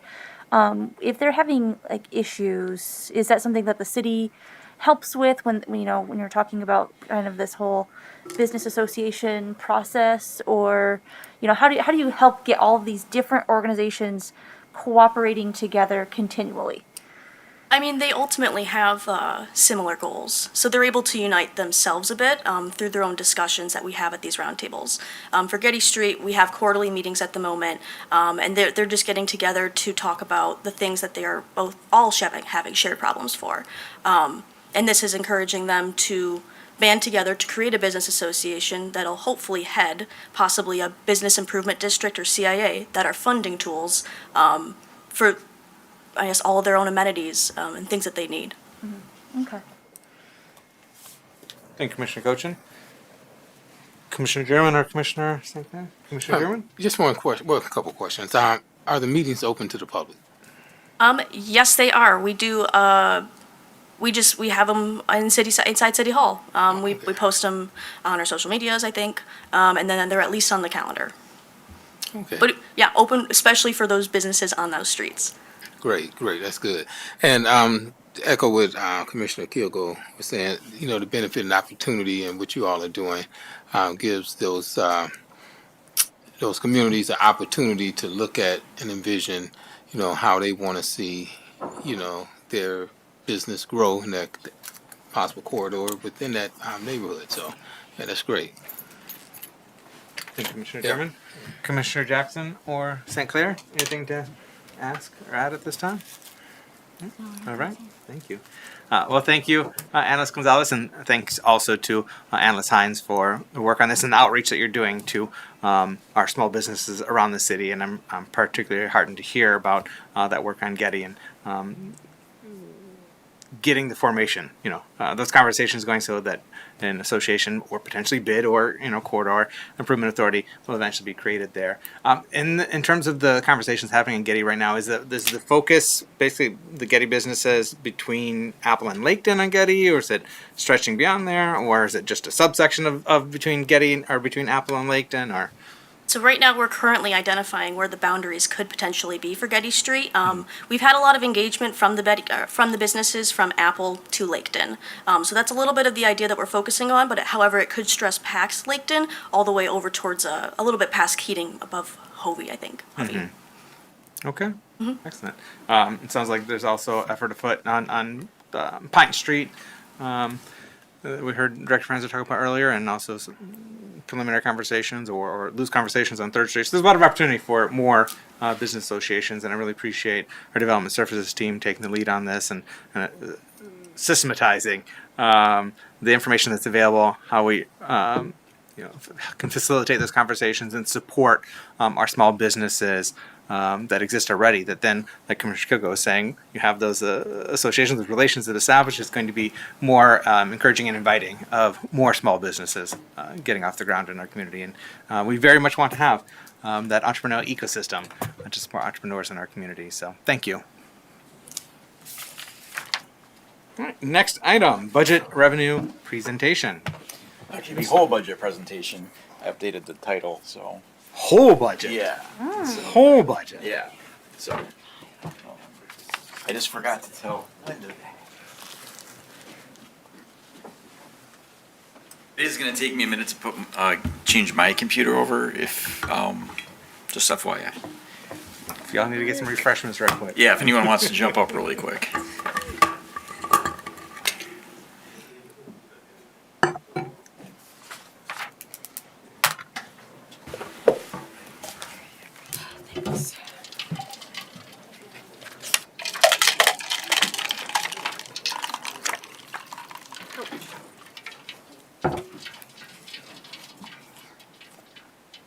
Thank you.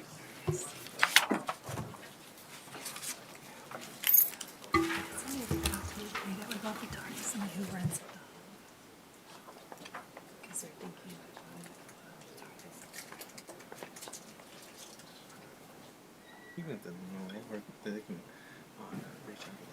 I mean, if they're looking for someone. Yeah. I'm having a bit of a chat with them. I know. Otherwise, they're so busy. they'll, I'm just trying to think who else I know there. Cindy Ramirez is there. She is? Yeah. Okay. Is Lori Johnson there? Who? Lori Johnson.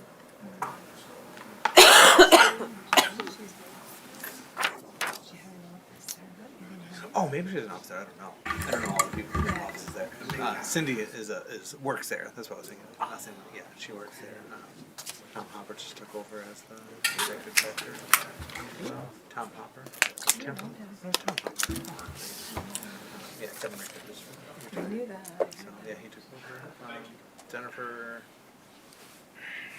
She used to have a business on 3rd Street. She got married. But she also works there. Yeah, she was. So, I mean, she's the one that would be responsible for giving them a tour and talking to them all about, you know, the rents and services and what's available there.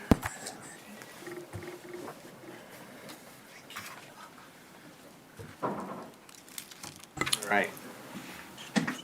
So, wait for one more commissioner to return, and then we'll get started.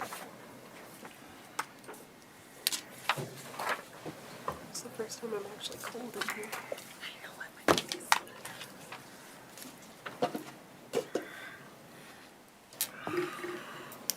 Yes.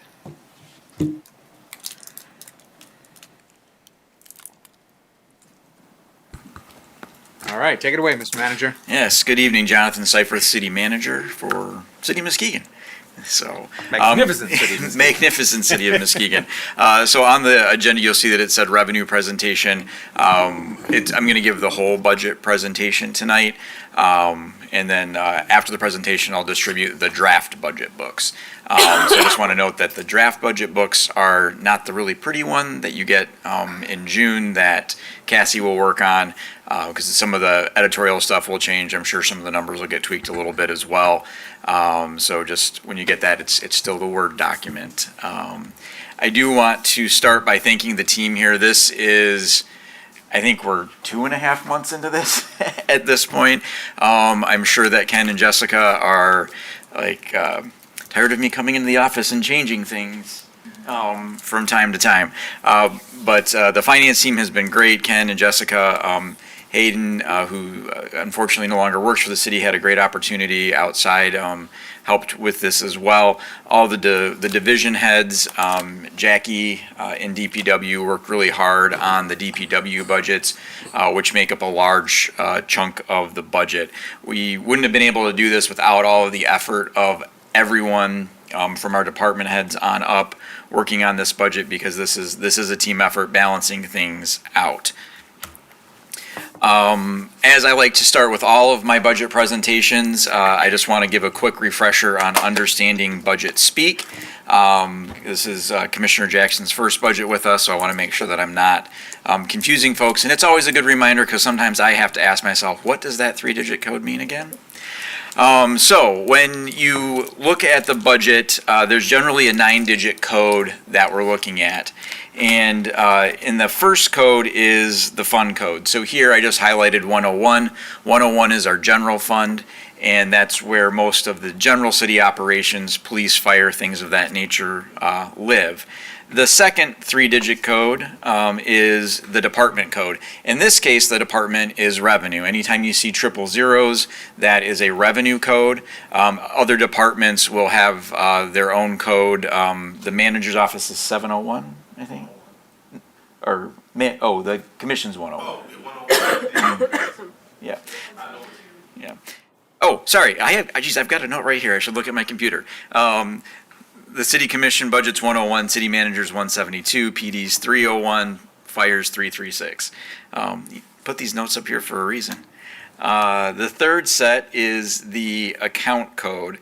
And so what you have in the account code, this will be the same through various departments as you look at the account. And occasionally you'll see this additional 6-digit code. This is a project code. So when you have a project code, it's breaking down more specifically from an account code to look at a specific project within an account.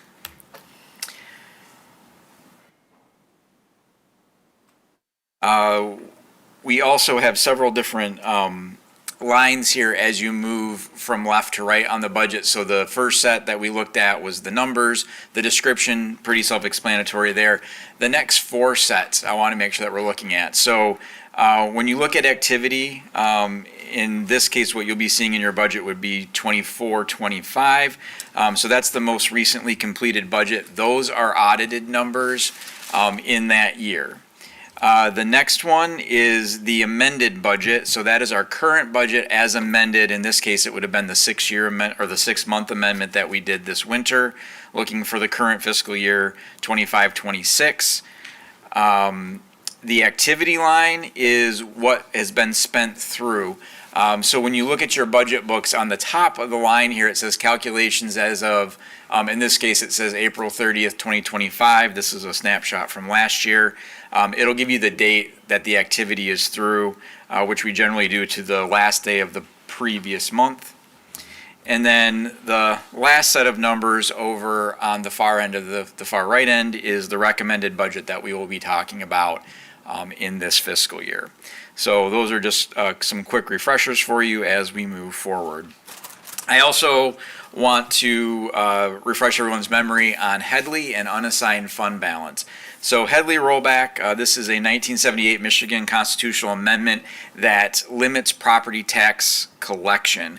That's a very basic definition of what it does. Overall, the intent here is that cities won't generate additional tax dollars after adjusted for inflation than they would have when the property tax was originally levied. In our case, as I get into the budget, you'll see that we did have a rollback this year of about 0.3 of a mil. Our charter cap is 10 mils. We are now down to a little over 9. So we're almost 10% below what our property tax allows by charter. Unassigned fund balance, we talk a lot about the unassigned fund balance. The city's unassigned fund balance is around $7 million right now. The total fund balance at our last audit was 9.7 million. This is inclusive of the budget stabilization fund at 1.8. If you put those two numbers together, that's about a 20% fund balance. And you can see the fund balance on page 37 of the audit that was presented this winter, which is through June 30th of 2025. Per commission policy, we must maintain a 13% fund balance or higher. If there's monies above that, we're able to use that for one-time projects, moving things forward in the city, things of that nature. So we're now going to dive into the revenue conversation for 26-27. We are anticipating that income taxes will continue to increase. We're projecting to hit about 14 million in FY 26-27. We're on track to hit a little over about 13.5 million this fiscal year as we continue through fiscal year 25-26. This is about a 3% increase over the current fiscal year, and so we're just anticipating some modest growth here. We have seen some businesses opening and closing throughout the city, and the folks in the income tax department do a really good job of working with businesses and working with residents to make sure that those income taxes are being paid. Property taxes, we are looking to hit a little over $8 million. And this is an increase of about $400,000 or about 5%, which is where the cap with the Headley would be before the rollback. And just for reference purposes, we are subject to the Headley rollback. And just to give you the last 3 years, in 2024, our mills were 9.6127. Rolled back a little less than 3 mills last year to 9.3916, and now we are to 9.0985. So as I mentioned, our charter allows for 10 mills, and we are rapidly approaching 9 mills. So that's about, in our case, about $900,000 that we're not able to collect in property taxes because of that Headley rollback. Revenue highlights. So this year, there's a variety of factors that are going through play here that I want to talk about. Overall, we're looking at revenues being fairly flat from the current fiscal year that we're in, 25-26, going into 26-27, almost exactly flat. Now, I just talked about property taxes and income taxes going up.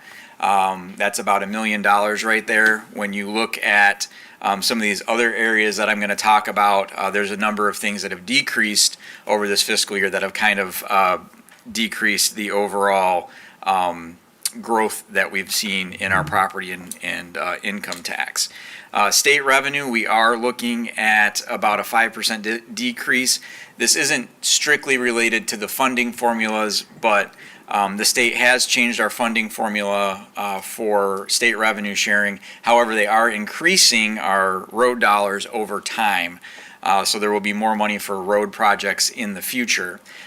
We are also looking at these numbers going down because of some also anticipated changes in grants that we get from the state. A number of these are rolled down from the federal government.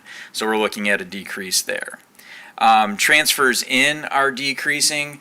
If you'll recall from last year's budget, we moved some money in from perpetual care into the cemetery to do some one-time things there. That is not happening this year.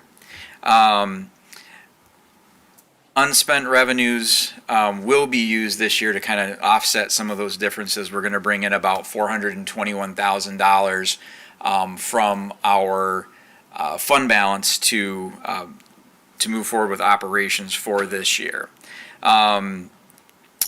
So this means, so this $421,000, another way to say this is that we're operating at a slight deficit of $421,000. However, when we're looking at the budget overall, we think that once we get to the end of fiscal year 26-27 that we're planning for now, these numbers will likely start to shake out for a couple different reasons. We're anticipating a number of retirements over the next fiscal year. Generally, the people you hire to replace retirees have started at a lower wage, so that will be helpful in that regard. Also, within the budget, we're budgeting for full police staffing at 72 officers. Right now, we're in the mid-60s as far as staffing goes. So there would be, although not a great reason, there's some savings there as well. So as we look at how those expenses will be distributed over the fiscal year, this $421,000 could be lower as we move through the fiscal year. We've also budgeted for a couple costs that may or may not actually come to fruition, including $300,000 for election equipment replacement. We still haven't gotten the thumbs up, thumbs down on that one yet, but we're planning for it just in case. We want to make sure that we have all the election equipment up to date. So when we look at revenues as a whole, this is our revenue picture. This is the pie of where our various revenue comes from before we look at the using some of our fund balance. So when you get your budget books, this pie chart is also on page 4. You can actually kind of look at it a little bit more closely. In this area, we have 12 budget categories, and then the percentages are broken down. I do want to note we always get questions about, well, that's 3.7 million. What's in that other bucket? This includes pilot payments or payment in lieu of taxes, IFT, procurement card rebates, so we get a rebate from our credit card company every year for using those. Special event reimbursement, so when there's an event in town and we bill them for public works or police services, that's in that line. Interest income is in that line, and gains on investment are in that line. So you could break that up a little bit more, but then you get a bunch of little pie pieces through that. Fees are anything at 8.3%. Or anything that somebody comes in and pays for a service. Could be a zoning permit, could be a building permit, things of that nature. Those are all under the fee category. Property taxes, income taxes we talked about. So income taxes do make up about 30% of our budget. Property taxes, 17.5%. The sanitation tax, that's a pass-through that we use as a charge for service. At 5.2%. Marijuana tax, we are projecting that one is going to be decreasing slightly for a variety of different reasons, including changes in tax structure for marijuana businesses, and the fact that one of our larger neighbors to the southeast, the state of Ohio, now allows for recreational marijuana sales. So those cross-border sales that used to occur when Ohio didn't have sales will likely be going down, and the state kind of spreads that out across all marijuana establishments across the state. When we move in the unspent revenues, it's a little less than 1% of what we're looking at for the budget at that $420,953 or $421,000 rounded up. So that is to allow us to do everything that we want to do, that we're recommending be done in the budget for the coming fiscal year. So we're now going to look at expenses. The expenses for this coming fiscal year are very, very, very similar to what they are for this fiscal year. The police department will make up about 29% of the budget, and fire will make up 12%. So altogether, public safety will make up 41% of the budget here in the city of Muskegon. That is comparable to what you would find in other cities of our size, maybe a little bit lower. Parks and Rec will continue to make up 8% of the budget. Parks and Rec is broken up between several different funds. Those are those 3-digit codes you see there. That includes park maintenance, park recreation, McGrath Park, forestry, and drawing a blank on the 5th one right now, but those 5 make up the Parks and Recreation budget overall. Sanitation, so that is street sweeping and trash pickup, things of that nature, just over $3 million. Pension administration, this is something that we talked a lot about last year, and I'll talk a little bit more about this year. Our pension administration payments, just payments that we make to MERS, makes up 11% of our budget. It's just a little over $5 million in the general fund. You can see that they're in the middle, the 203 line. So all the different departments in the city pay a pension cost, and then we send a check off to MERS. And this is for both, this is for former employees who have now retired or current employees who are still in the pension system, which we have just under 40 of those at this point. Development services makes up about $1 million. IT makes up 880. General government operations, that's everything else. That's finance administration, clerk, treasurer, manager's office, things of that nature, 5.4. And then transfer to other funds, 835,000 is the general fund expenses. So let's dive into the highlights a little bit. Police department, 29% of the budget.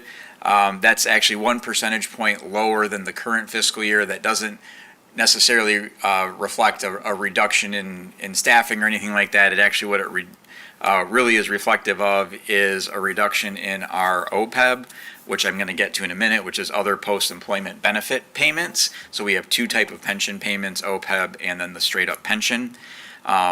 So I'll get into that in a minute. And then the fire department makes up 12% of the general fund. That's the same as last year. I do want to note that in the fire department, in last year's budget, we budgeted for an increase in staffing. In March of this year, we realized that increase in staffing by hiring 3 new firefighters. They are currently going through training.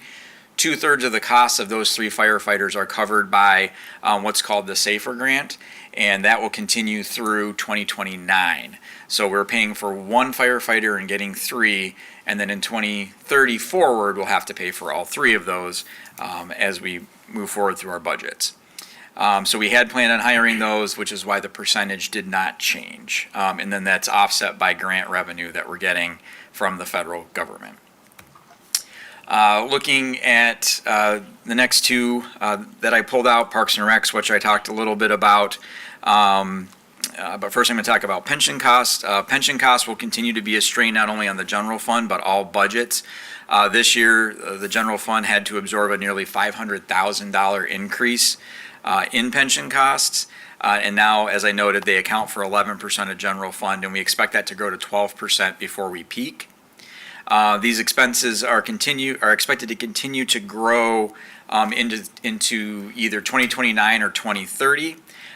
There is light at the end of this tunnel, and when I get to the pension graph, you'll see how this has changed from the previous year. And it's actually when I was creating that graph, it was cool, stunning. I don't know how you want to say it, but it was actually noticeable on how these pension costs are going to be changing over the next couple years. So there is light at the end of the tunnel.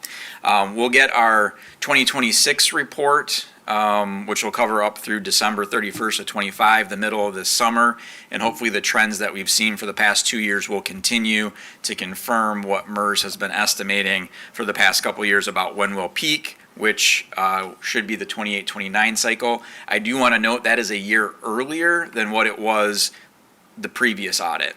The previous audit, it was 29-30, and now it's 28-29, so that moved up.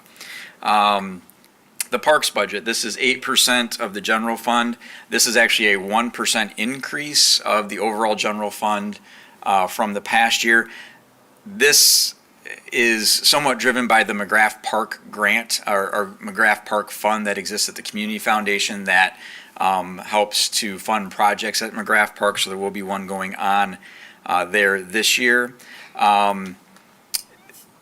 And this is also the last year, and this is not reflected in this 8% budget. This is just general fund dollars. This is the last year the Parks Department will benefit from ARPA. All those ARPA dollars have to be spent by December 31st of this year. There's about $1.3 million in parks projects that still need to be spent. That will be happening through this year. So in the next fiscal year budget, the parks budget will just be what we have here in the general fund, and then some in the 445 fund as well. Other breakdowns that we have here, contractual services make up 12% of the budget. And the city gets a wide variety of services from contractual services. This includes contracting with Muskegon County for assessing, for our HR recruitment, with Safe Built, legal services, and then a variety of smaller contracts for software and consultants and things of that nature. General government operations overall make up 15% of the general fund budget. And this is about $7 million. Like I said earlier, this includes the clerk's office and elections. This includes financial and administrative services, the manager's office, HR, which we're going to partially pull in-house in this next fiscal year for the HR director, communications, things of that nature. So a lot of the things that touch our community, that provide services to our community, are housed in that general government operations section. It should be noted that last year, in the budget report, these 2 numbers were chunked together under administration. When getting feedback from commissioners, there was some desire to see those numbers split out a little bit, so we did split those out, but I did want to note that those were broken out differently than they were in the past year. We could break that general governmental operations out even further into each department or division, but then you start getting a lot of little pie pieces and it gets a little confusing with the definitions, so that's why we kind of chunk those together. I do want to note some projects that were not included in the general fund this year. Replacing the roof here at City Hall. This is, I believe, the third year that we've kicked that can down the road. We are projecting to include it in the budget next fiscal year, 27, 28. I gotta think which years we're talking about here.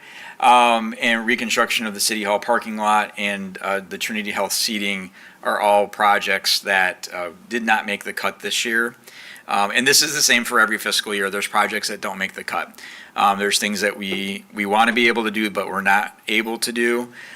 Some other smaller projects that don't make this list, we're redoing the driveway at the Marquette Fire Station. There's some cracking in that driveway. We wanted to get that replaced. That'll be delayed a bit. There's also been some reordering of park maintenance. We've delayed a key card entry system here for the internal doors at City Hall. And similar small items have come out of the budget once we started making those reductions that I talked about earlier. So we did about $900,000 of cuts in the budget after we got the requests in to try to get it to take as little out of our fund balance as possible. We also cut back on some contractual services, some internal technologies, and reduced some professional development budgets to help to balance that budget out. Like I said at the beginning, this really was a team effort to try and reduce that deficit as much as possible and make it manageable for what we would be taking out of the fund balance. You may recall that last year when I talked about this page, there were other things that were on this on the not funded list, including body camera system for our police officers. That is included in this year's budget in the 445 and the capital improvement budget. And that is going to be paid for over a couple of years. That is a needed upgrade. Those body cameras have reached the end of their useful life. That is a critical tool that our police officers need and our community members expect our police officers to have. So we will be replacing those. We will also be phasing in taser replacements over the next couple of years, as opposed to doing it all at once. And we'll also be phasing in some other equipment purchases in various departments. Generally like to do those things, particularly in the police department and the fire department, all at once, because when you have our first responders getting into vehicles or having different equipment, you want them all to have the same equipment. But there are times when it is okay to phase those things in. So where that's advisable, we are taking that phased in approach. Talk about our enterprise funds a little bit. So outside of the general fund, which Director Vanderhyde noted in the JCI presentation, are generally funded with property and income tax and state revenue sharing and things like that. Our enterprise funds are funded through fees for service such as water and sewer.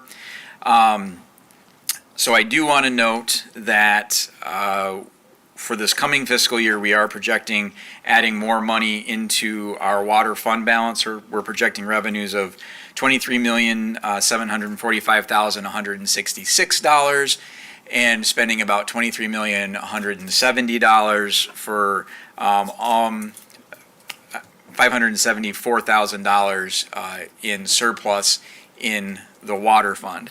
And this is great news in the water fund because what we're looking at for our projected fund balance here at the end of 26-27 is $1.7 million. Now you will remember just a few years ago that fund balance was negative $2 million.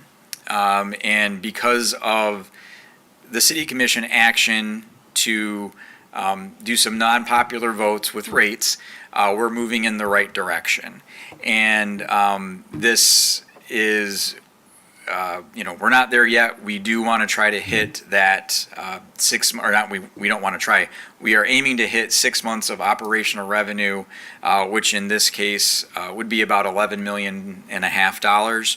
And that will take several more years to get to that point, but that is what our objective is with this, and we are on the right track. And that all has to do with the tough decisions that you all have made as commissioners to move us in that direction. So I do want to note that the 25-26 projection right here, that is a projection of 1.1, and then that, the 26-27 is a second projection on top of that. So we are, looking to have that fund balance based on the audited numbers that we have. The audited numbers for the water fund can be found on page 42 of our most recent audit that was presented this winter. Looking at the sewer funds, this is a smaller budget than our water fund. It's about 10 million in revenue. We're looking to spend a little less than 12 million this year. So we are looking to have a deficit spend here. Director Vanderhyde and I were having a conversation about this fund earlier today, actually, and there's a couple projects that might get moved around. So this $1.2 million spend out of the fund balance is likely going to get adjusted a little bit. So I don't have what the projection is going to be for the end of fiscal year 26-27, because we're making some adjustments to some anticipated projects that might get moved back because the need might not be there as much as we thought, or just trying to make sure that we maintain the about $4.5 to $5 million fund balance that we want in the water and the sewer fund. So I want to talk about some of our historical revenues to kind of keep things in perspective. This is a conversation that we had last year as well. So when you look at our budget, our revenue in the general fund over the past 10 years, you go back to 2015, our revenues were about $25 million. And then as you look year over year through 25, there is steady growth. We did have we did have a down year in 2019, a flat year in 2020, an up year in 21. A lot of that had to do with COVID relief dollars that were coming in from the state and federal governments. Modest growth in 22. And then some pretty impressive growth in 23 and in 25. 25, we were about $44.2 million, which actually was well over $1 million past what our projection revenue was for that fiscal year. However, that's $18 million over 10 years. However, when you adjust that for inflation and look at it in constant dollars, so if you adjust those all to 2015 dollars, what you're looking at is about an annual increase of $700,000 between now and, or between 2015 and now. And we did have some numbers, some years, 2022, for example, where there would have been a reduction, as well as 2019 when you start making those adjustments for inflations. So why is this important to look at revenue adjusted for inflation? It gives us a more accurate representation of the power of the dollar year over year. And obviously this doesn't just impact us, this impacts everybody in our community, this impacts everybody everywhere. Inflation is a real thing. But just keeping in perspective, in 2016, if we said that we were going to have $45 million in revenues, that would be a pretty big shift. But adjusting it for inflation kind of measures that out a little bit and looking at how that relates. So pension obligations, this is the slide that I'm really excited to show you guys. As noted earlier in the presentation, pension costs continue to increase and will account for 11% of the general fund in fiscal year 27. The general fund here is shown in orange. Our total pension obligation is in blue. So everything above the orange line are things that are being paid by our enterprise funds or other funds outside of the general fund. The blue line, just said that part.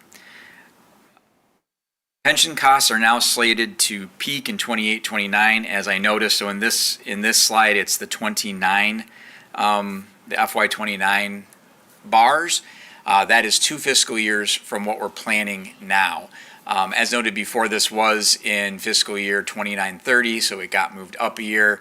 So our plateau is looking to be FY29 and FY30, and then starting to see decreases going into 31 and 32. My hope is that when we get the next report in the middle of this summer, we'll continue to see that downward trend. So this is the first time that I've created this budget chart that there wasn't 4 more increases in our future, and there's now 2 decreases, really technically 3, because FY30 is slightly lower than what FY29 is. We are moving in the right direction. There is light at the end of this tunnel. I do predict that the market report that we'll get for 2025 will continue to hold these trends going forward. 2026, we'll see how those trends hold out. But MERS estimates are about a 7% return for their best case scenario. So hopefully we can continue that through 2026. You'll recall when I was talking about the police budget, it had decreased by 1% overall of the general fund. And one of the reasons is the other post-employment benefits. So most legacy cities have two types, or three, we have two types of post-employment benefits or pension benefits. And OPEB can be a variety of different things. In our case, OPEB is specifically healthcare for retirees. And we still have a number of active employees who have these post-employment benefits. I believe that one's north, like about 45. So there's a few more people who have OPEB benefits than have pension benefits. There was a window where we had closed the pension but still had the post-employment benefit. So buried within our annual report on page 99, it talks about our OPEB liabilities. Like our MERS pension benefits, we also contribute to that, like I said. You might recall from our January audit report, our OPEB obligations were more than 100% funded. The auditor noted that specifically. And at that point stood at 117% funded as of June 30th, 2025. Staff is projecting that percentage to increase during the current fiscal year, and it's estimated to end around 120%. By June 30th of this year. During the current fiscal year, we've continued to contribute to OPEB as the 2024 audit recommended. In this year's audit, on page 101, you will note there's a goose egg. It says we do not have to contribute to OPEB. So in this year's audit, on that page, since that is indicated we don't have to contribute, we will not be contributing to OPEB in fiscal year 26-27. This saves us about $1 million in the budget, which is amazing considering what revenues are doing right now. It makes this budget much more manageable. And it saves money across our other funds, water funds, highway funds, sewer funds, things of that nature. And as staff kind of had this conversation about, do we really feel comfortable not contributing to OPEB? We've done this forever, and we've done incremental increases to try to get this to 100% funded. We played through a number of different scenarios, and we are comfortable not contributing to OPEB going into 26-27, and here's why. So this isn't something that we've talked about a lot, but thanks to the market's help and our shrinking liability pool, so as retirees come off healthcare plans, our actual OPEB liability has decreased and the funding level has increased. If you look back just 5 years ago, our OPEB liability was almost 33 million, and what we're sitting at now is closer to 24 to 25 million. I do want to note here, if you're looking at this slide, you'll notice we go from 2022 to 2024. That is because 24 represented an 18-month window in which we adjusted the OPEB from a calendar year to a fiscal year. So essentially it was a 18-month year, which is why there's no 2023 there. And then 26, 27, and 28, these are all staff estimates based on current contributions. What we know has been paid out year to date, so the finance department gets reports from MERS on how much we've paid out in these benefits, which is about $2 million a year. And then this 26 number assumes, and 27 number, the 27 number assumes no OPEB contributions going forward. So I do want to note that one of the things that we looked at was, even if the markets saw a negative 6% from July 1, 25 to June 30, 26, we would still end the fiscal year above 100% funded. We're projecting a 6% growth this year, which would put us at about just under 30 million funded, noted here and highlighted with this arrow, 29.9 million. And that 6% is a conservative estimate, as looking at the market returns on a rolling average from July 1 is actually a little north of 10%. So depending on how that goes, we wanted to be a little bit conservative there. And then we estimated that in the following fiscal year, there would be a 4% increase in investment. And then factoring in payouts, we would still be $4 million overfunded in our OPEB at the end of 2027 without making any contributions. And so really the market would be doing the lifting there. This is something that we have to be cognizant of. This is something that we have to keep an eye on, because we don't want to get that funding level out of whack where we're having to make big contributions again. And then as we move into 2028, we are estimating restarting our OPEB contributions at a much lower rate, but we'll see what the audit says this summer to see if they recommend that we don't need to continue. If the market does better than the 6% that we were projecting for the past year, likely we can go forward into 28 without having to add additional contributions. But to be conservative in our 5-year budget projection that we're going to look at now, we do add it back in. So this first column here is fiscal year 26-27, where we're estimating that we're going to run about a $420,000 deficit and end the year at about 15.5% in our fund balance. In this scenario, we assume a 3.5% revenue growth, 3.5% increase in salary and benefits. This has to do with what we know are contracted expenses. And then for 27-28, no increase in the non-salary line. You will note that the non-salary line does decrease, and that's because we have some long-term expenses falling off there, and we are projecting another small deficit in 27-28. But seeing where things shake out, we think we'll be able to work through that. And crucially, that funding level that we have for remaining above 13% in the fund balance without counting the budget stabilization remains above that 13%.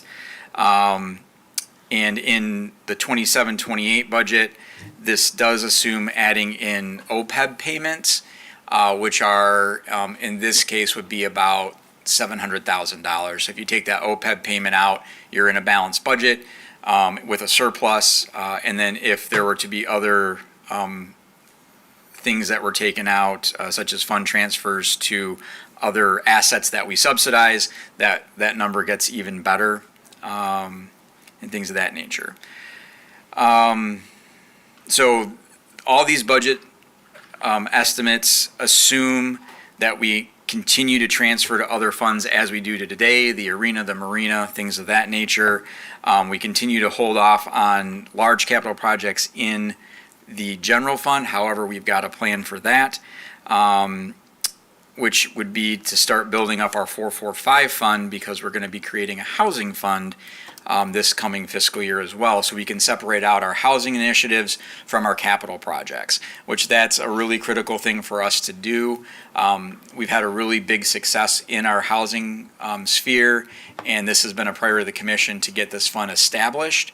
And by doing that and moving it out of the 445 fund, it allows us to use the 445, which is the capital improvement fund, or the public improvement fund, to start planning for things like saving up for fire trucks, replacing the roof at City Hall, doing the what I call the non-sexy projects that you have to do every year to make government work, to make sure that we have things moving forward.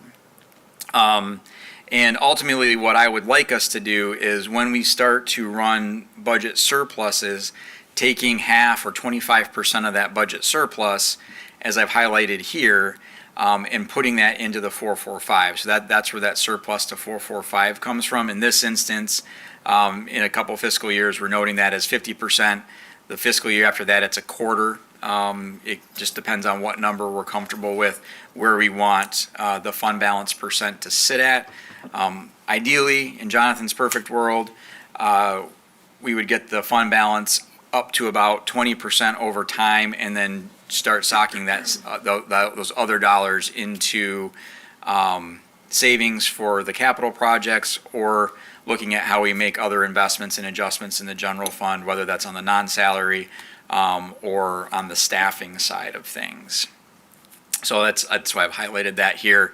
And then that will flow into the capital project fund 5-year plan. Now, this is just a projection, an idea that I've had and wanted to talk to you all about how to start planning for capital projects more methodically over time. So we talk about this 445 fund a lot.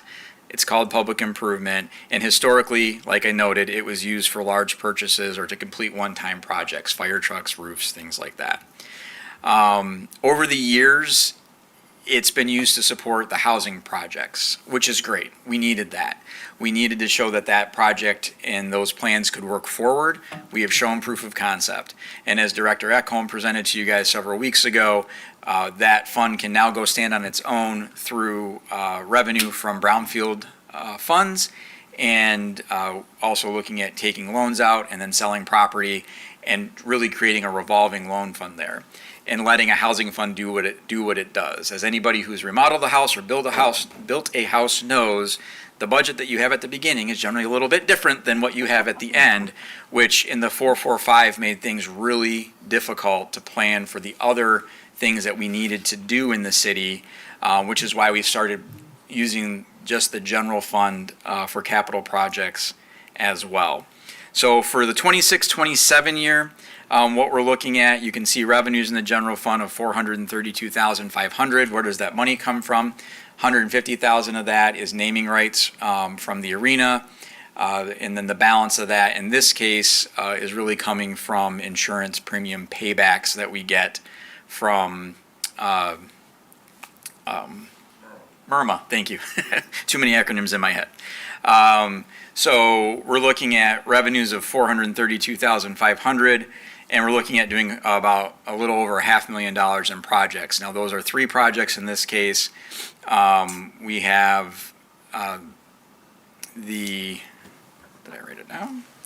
$150,000 for parks maintenance, $210,000 for the roof at the Central Fire Station, and $163,000 for updated body cameras for the police department. That would be about a $90,000 more than what we'll be taking in. There is a fund balance of over $500,000 sitting in there, which would leave about $475,000 in that fund balance at the end of 26-27. And then if you go into 27-28, again, we see that same revenue number from MIRMA and then from the naming rights projects. In this case, the $150,000 is parks, and then $600,000 is the roof here at City Hall. One of the reasons that we would be looking at doing the roof in 27-28 is from the JCI presentation that you all just had. We'll be getting a new chiller here at City Hall and new windows here at City Hall. Should probably replace the roof about that same time as well. We don't want to do all these other improvements and then still have a leaky roof.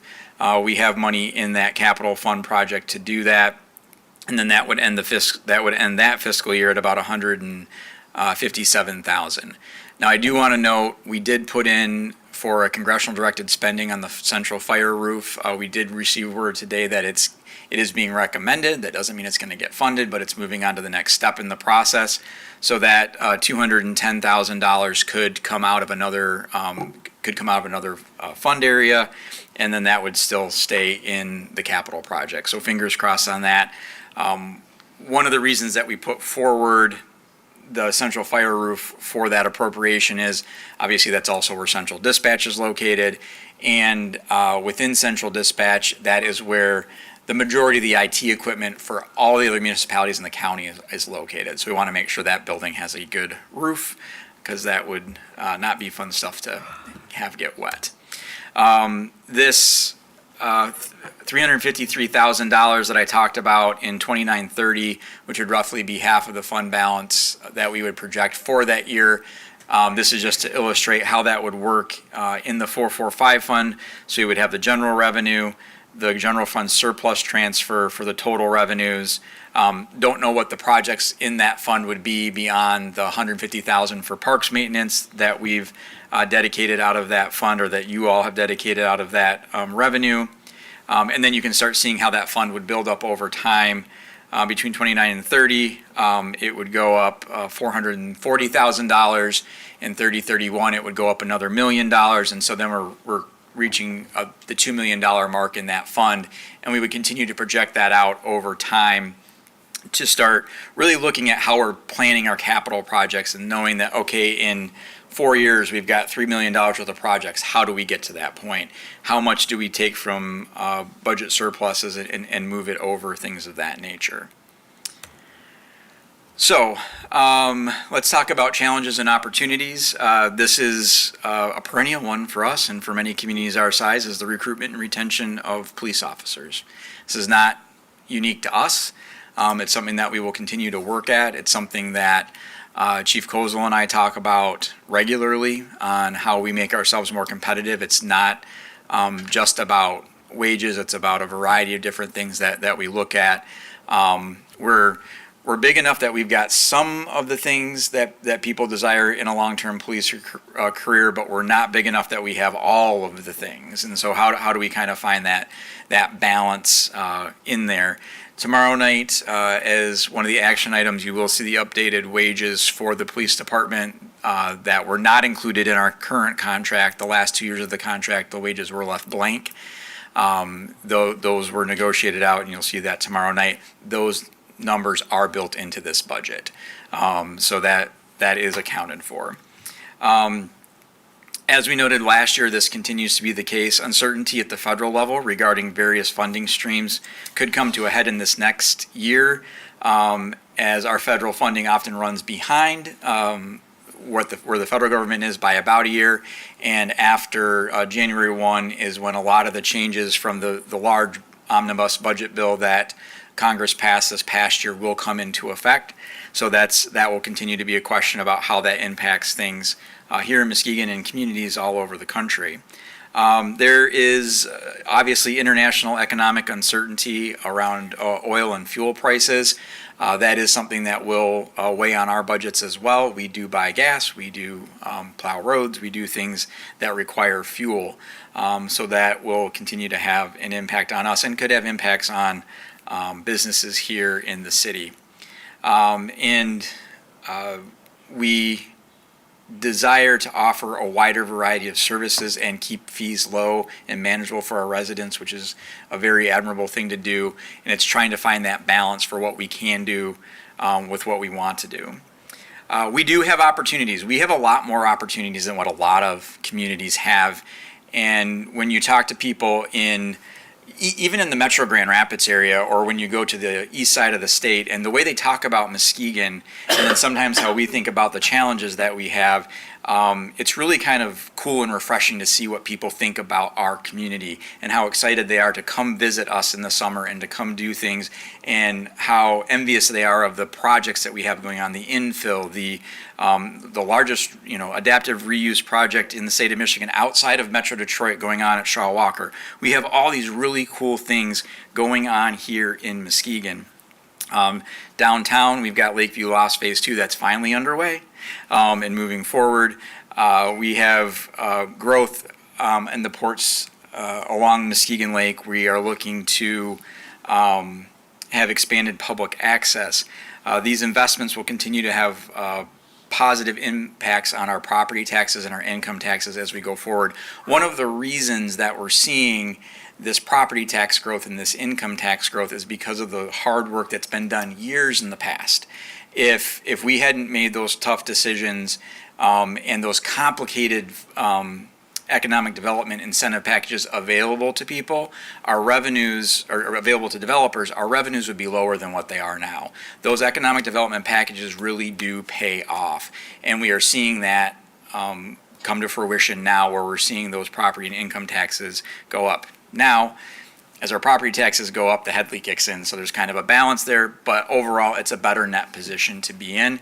And when you look at even going back into the 90s when the income tax was put into place and we rolled back our millage rate slightly, we're gearing towards between $13 and $14 million in income tax revenue, and we gave up about $2 million in property tax revenue for that. That's a pretty good trade. Now that's over decades, 30 plus years, but we're moving in the right direction. We have a lot of things going for us that other communities would love to see in their community.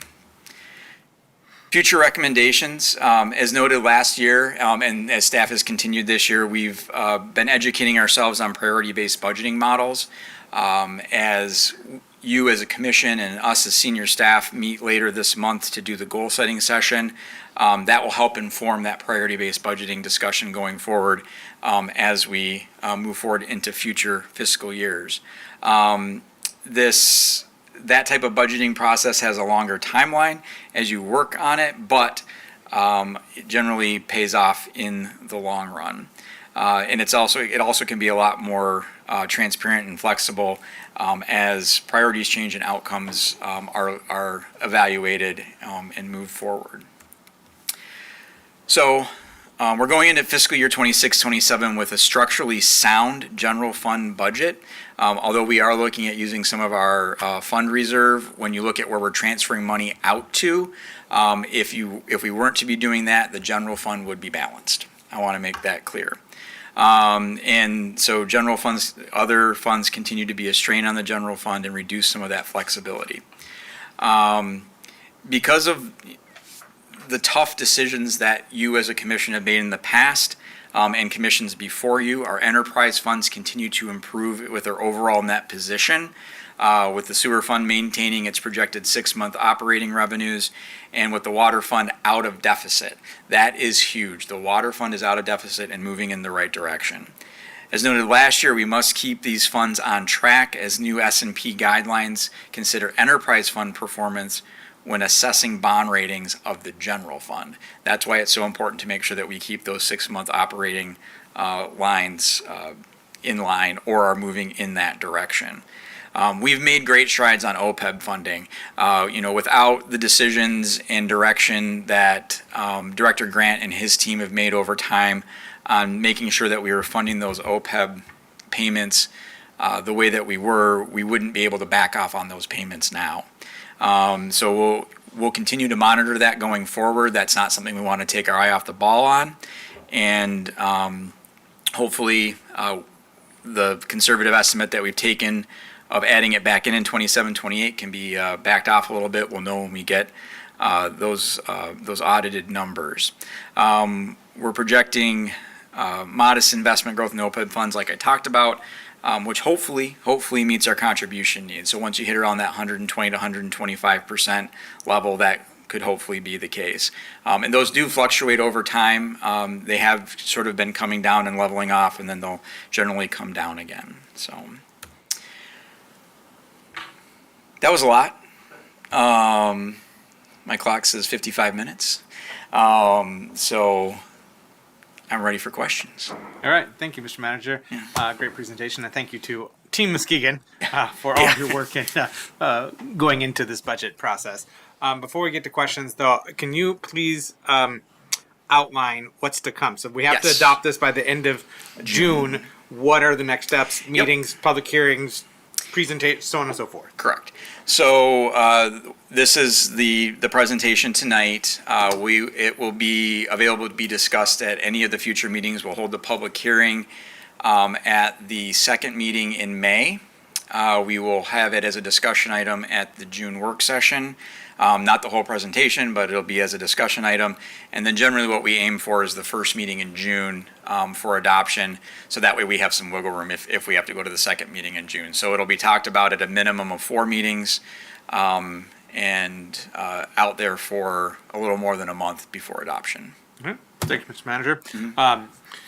Hearing all that, commissioners, open up to questions, knowing that we will have several additional meetings to dig into this and also be getting the full budget to review and digest ahead of those meetings as well. Commissioner Kilgo? Thank you. Thank you for that presentation. Thought I was going to see the tip off of the Pistons, but I'll catch it when I get home. I apologize, sir. No, I mean, it's a lot to digest. So my first question is, this draft, we're going to get it tonight, or we'll get it this week? You will get it tonight. So it's, like I said, it's not the pretty final document, but you will get the Word document tonight. because I think that I have to look at it. I do have some questions, but I do think that I have to look at it. I'm just curious. You touched on a couple things. Like, I guess I'm curious, as we're building and getting new houses on the tax roll, the Headley kicks in so that we're not really, like, it is making more, but it's not making more because we have to Correct. adjust and stuff like that. Yeah, so there's the pop-up, and then there's what your overall tax number would be, and then there's an equation that occurs that backs you down to growth within a certain window, inflation or 5%. And so those are the numbers that we look at. So sometimes we don't know what that rollback is going to be until that whole equation's done. So that rollback number that we got, Treasurer Wilson didn't have that until like 2 weeks ago. Yeah. So we were working through the budget process, not necessarily knowing where that number was going to fall out. So yeah, it's a pretty big equation. In one of your very early slides, why are building permits down? The Yes. projected. Yes. so Great question. much? So one of the biggest reasons is that most of the permits for Shaw Walker were pulled this fiscal year. And so that's basically kind of an artificial bump in those revenues. So this brings those back in line with where building permit revenues would be traditionally. There was one section of the building permit revenues, plumbing, that we did increase because not all of the plumbing permits have been pulled on Shaw Walker. We will continue to see other projects going forward. Obviously, Windward Point will start with their demo houses this summer, and then we'll start construction moving forward, but it'll be more incremental and not on the same scale as Shaw. So we might be being a little conservative on our building permit numbers, but that's the driving reason there is when you go and look at when those permits were pulled for Shaw and what that bump did, we wanted to kind of level that out. So it was like 11% or something high. Yeah, I think yeah, something I like can't remember off the top of my head, but yeah, that sounds about right. In the draft, is the arena sectioned out by itself, or is it in a certain? The arena is in its own fund. So what you're getting tonight will be the narrative in the general fund. We'll get you the other funds distributed probably tomorrow's meeting. We just got those just before the meeting. So, but yes, the arena fund is in its own fund. And then when you look at the general fund under transfers to other funds, it notes the just under $450,000 transfer to the arena. And that's to give the arena a zero, a perfectly balanced budget, no extra, no less. So my calculation, I showed 420,953. That was the balance transfer. Sorry. Out of our fund balance. Is that just for the arena, or the arena's a separate No, entity? so it's, so the analogy that I always use is we've got a big bucket of water. Yep. And we're dumping cups into it and then taking other cups out. So,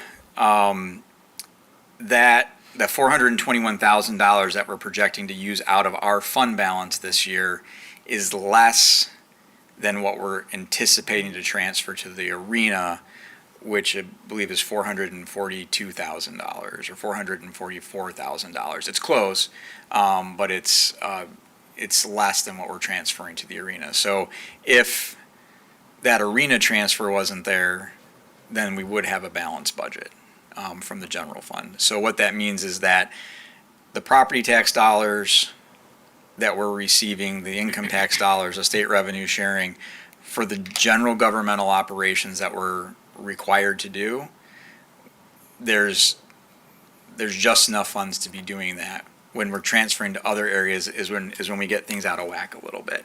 And that was also demonstrated in our audit that we got back in January when we ended the fiscal year well in surplus, and then when you started subtracting out where we transferred money to balance out those accounts. There's nothing inherently wrong with that. It's a decision of the city to choose to do that, to invest in a community asset. But it is something that I think we need to be aware of on where that's going and how. Because if it's a very different story if we have a structural deficit in the general fund versus if we're choosing to invest in other areas of the city with our general fund dollars. Right. So I think my last question for now, I'll go and review the numbers and stuff. Looking at your first pie and your second pie, revenue versus expenditures, that was a $420,000 something difference. Yes.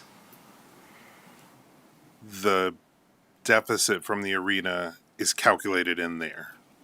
So Yes. if the arena transfer was not in there, then those two pies would be pretty much balanced. Yeah. Thank you. Thank you. And just to in that same vein, so this budget is reflecting what we consider to be a true deficit at the arena that we're going to have to fill. Because I think in many years in the past, we'd have like a standard amount we'd do every year. I think for many years it was like $350,000 that would be in the budget up front. That's what we're going to transfer. And then at the end of the year, we'd realize, oh no, there's a much bigger deficit at the arena. We've got to transfer several $100,000 more. Is this number, that 440? Yeah. So that's what? a more truer reflection of what we anticipate this year will be the total amount that we'll need to transfer, and hopefully not have to do additional transfers. Hopefully, there could always be, a critical infrastructure thing that occurs that we have to address. My first, I believe, 2 years here, we had construction projects going on at the arena, and so there were things that were maybe a little out of the ordinary in that operation. But Jake LeMay does a really good job he's so budget conscious. He is very budget conscious, and he does a really good job of knowing where dollars are going. And one of my directives this year was when we looked at the arena fund was that whatever their deficit was between revenues and expenses, that would be the exact amount that we would take from the general fund to try to balance that out. There could be something crazy that happens. I don't know, but that right now within the arena fund, they have their balance. They have zero extra, and they're not negative. So, Okay. Thank you. Yep. Commissioners, anything else to ask right now? Just one. Chairman. Yeah, thank you, Mayor. And thank you, Manager Cyphers and your team. You mentioned something also about the pension that's at its peak. Could you elaborate on that just a little bit? Sure. So we've, for years, and not just us, communities all over the state have been dealing with particularly pension administration costs. And this is a bigger number than our other post-employment benefit or OPEB benefits. So this graph that I have on the screen, fiscal year 26-27 are up here, FY27, is what we're planning for right now. This is our known cost numbers.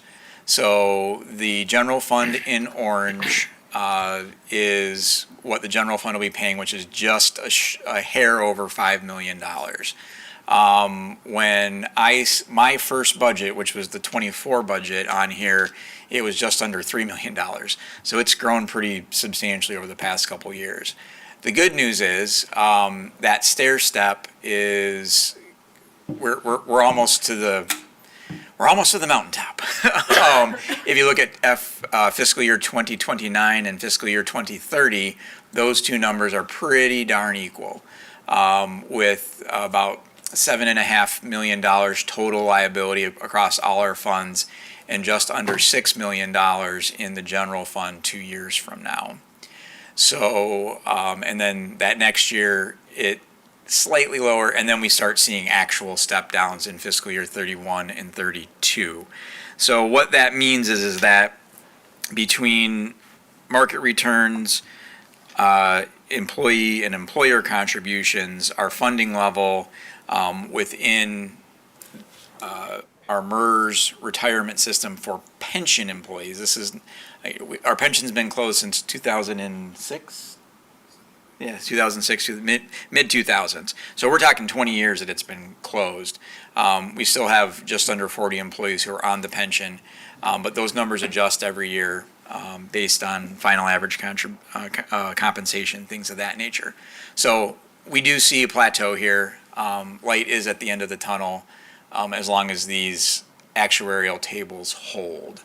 And that, it's when you're talking with the market as well, there's uncertainty that gets put into that. The audit that was first presented when I started, which was for 2022, and I started in November of 22, the market had a horrible year, and we had unrealized losses in the millions, and that reduced fund balances. It impacted pension administration costs. It impacted a lot of different things. So you never know what the market's going to do. But we are trending in the right direction, and I'm excited to see where this next report comes out in about 2 months. Okay. Yeah, just one last question. Now, if for some unknown reason the market takes a dip or whatever, Sure. where would those funds come from to offset that? So this is MERS does a couple of different things when making this estimate. So to account for market losses, they take a number of years and average those losses and gains over a period of time. It's not just what occurred in the previous fiscal year, because markets are cyclical. There's going to be up and down years, so you don't want to hammer a community just because of one down year. And then as you move further out, it gets weighted in a different way. So if there was to be a market downturn, that the impact of that downturn would be spread over, I believe it's 5 years of returns to get an average. And what the MERS folks are looking for is about a 7% average market return over a multi-year period. So I remember when we had the presentation, I don't know if it was this past summer or the summer before, I think it was 2024, the market was amazing. And there were really high returns, and our individual return on ours was high, but the payments still went up because they were averaging out a number of different years.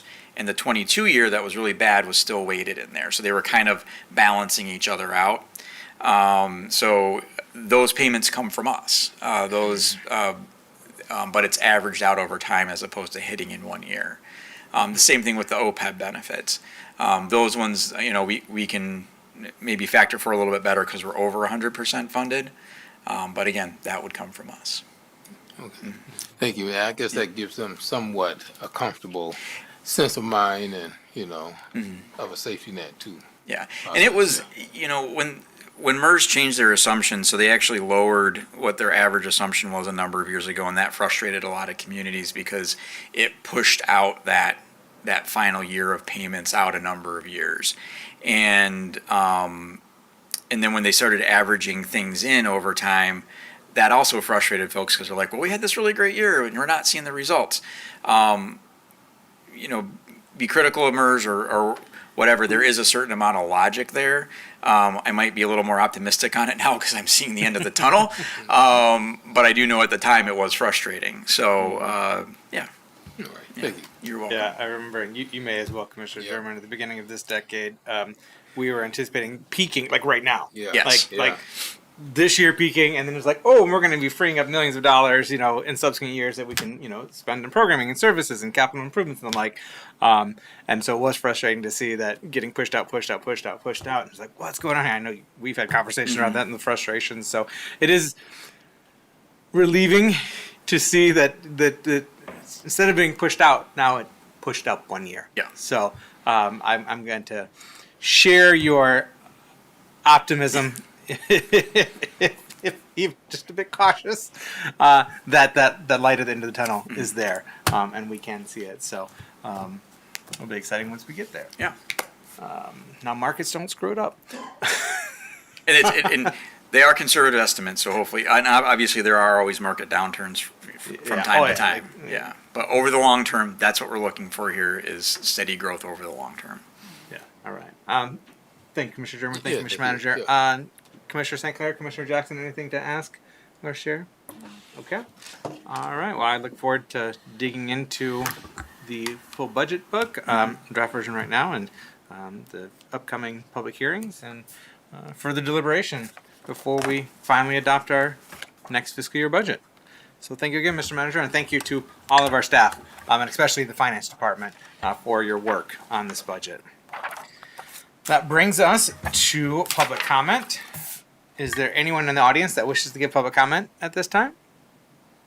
Seeing no takers, we are going to go to the phones. The phone number is 231-724-6721. This is an opportunity for folks to speak directly to the City Commission. Everyone has up to 3 minutes to give their remarks. When you're calling, please turn down any audio in the background, state your name, and if you're a City of Muskegon resident, which neighborhood you're calling from. And this is a time to speak directly with the commission, not necessarily back and forth Q&A. We can arrange that if desired at another time and place. Good job, City Manager.